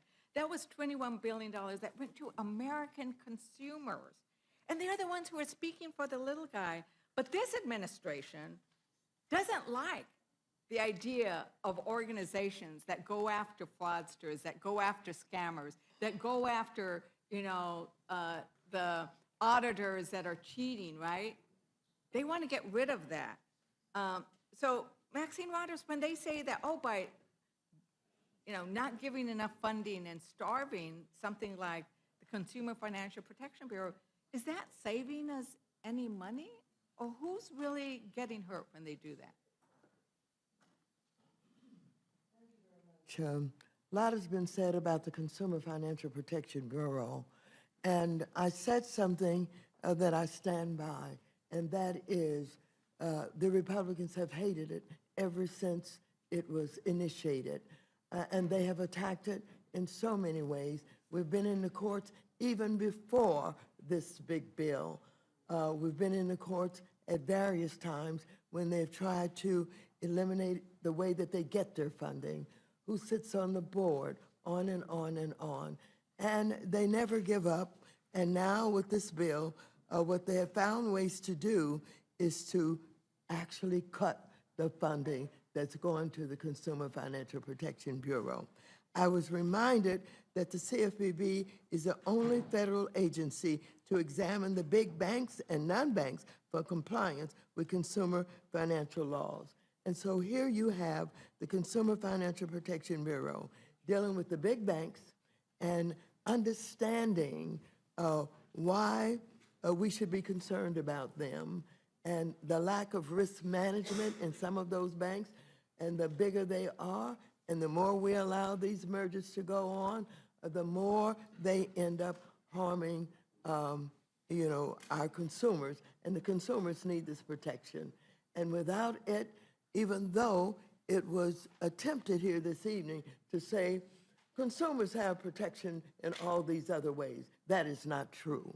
And that is why the Consumer Financial Protection Bureau was initiated and founded with the Dodd-Frank reform bills that we did. You're talking about not only the big banks, but you're talking about all of the fraud that goes on in so many different ways, whether you're talking payday loans or rent to buy, all of these ways that the most vulnerable people are undermined and attacked in order to rip them off from the meager funds that often they have. And so the Consumer Financial Protection Bureau is very important to all of our constituents, whether they're in urban areas or rural areas. And for the rural areas, sometimes they get treated even worse with no protection from that side of the aisle who do not consider the Consumer Financial Protection Bureau as important. And so everything that's been said here that have identified not only the $21 billion over the 14 years, but the way that people have had somewhere to turn to get these investigations and feel as if the government cares about them. It's absolutely true. Thank you so very much. You're And then welcome. the last point is I did, as we were talking about federal employees and what they're doing to federal employees in this bill, and the fact that we happen to have sitting right next to each other the oversight concerned about federal employees and the defense, right? House Armed Services, because it is our members of the who serve in the military then go on to serve in our country in a different way. 30% of our federal employees are veterans. And the idea that we would not support the amendment that Representative Lynch has brought, that was suggested by my colleague, of let's make sure we protect veterans as well. And, one last question, Ranking Member Smith.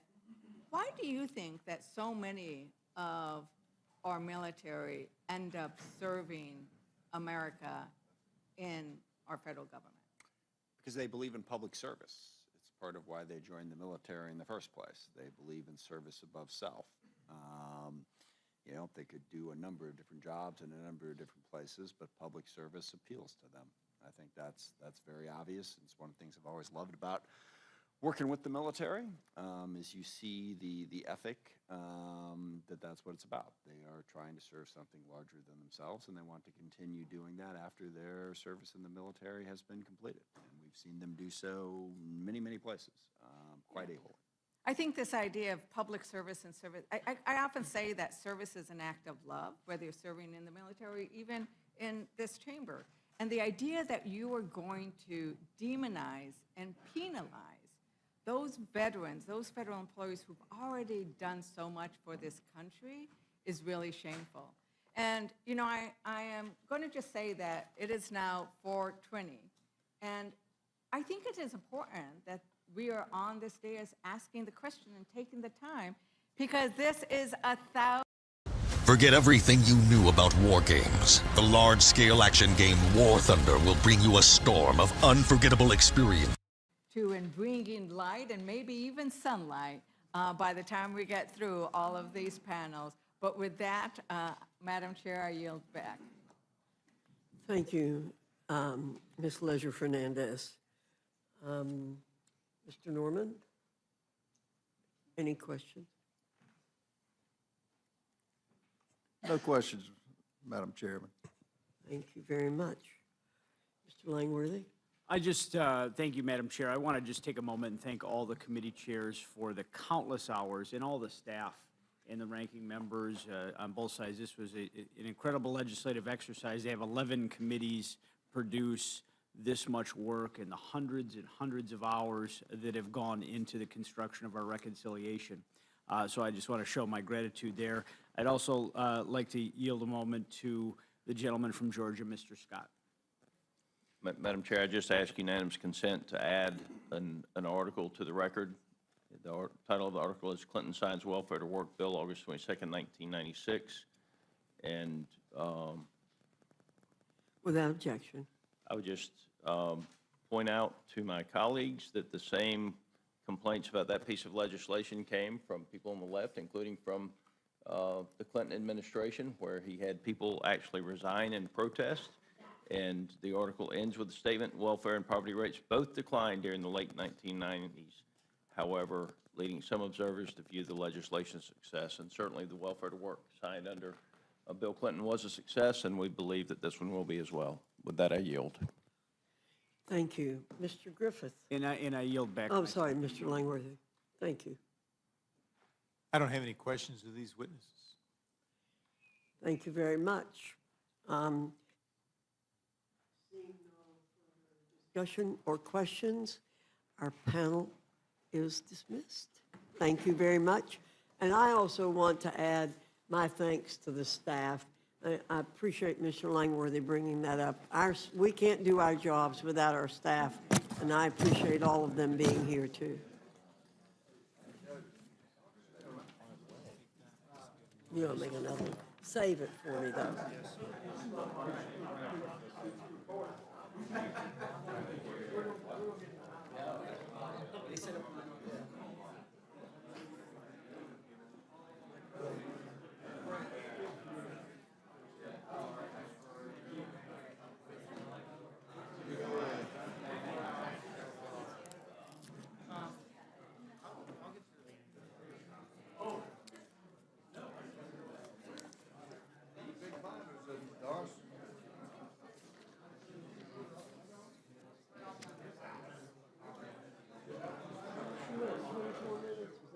Right, just jot it down.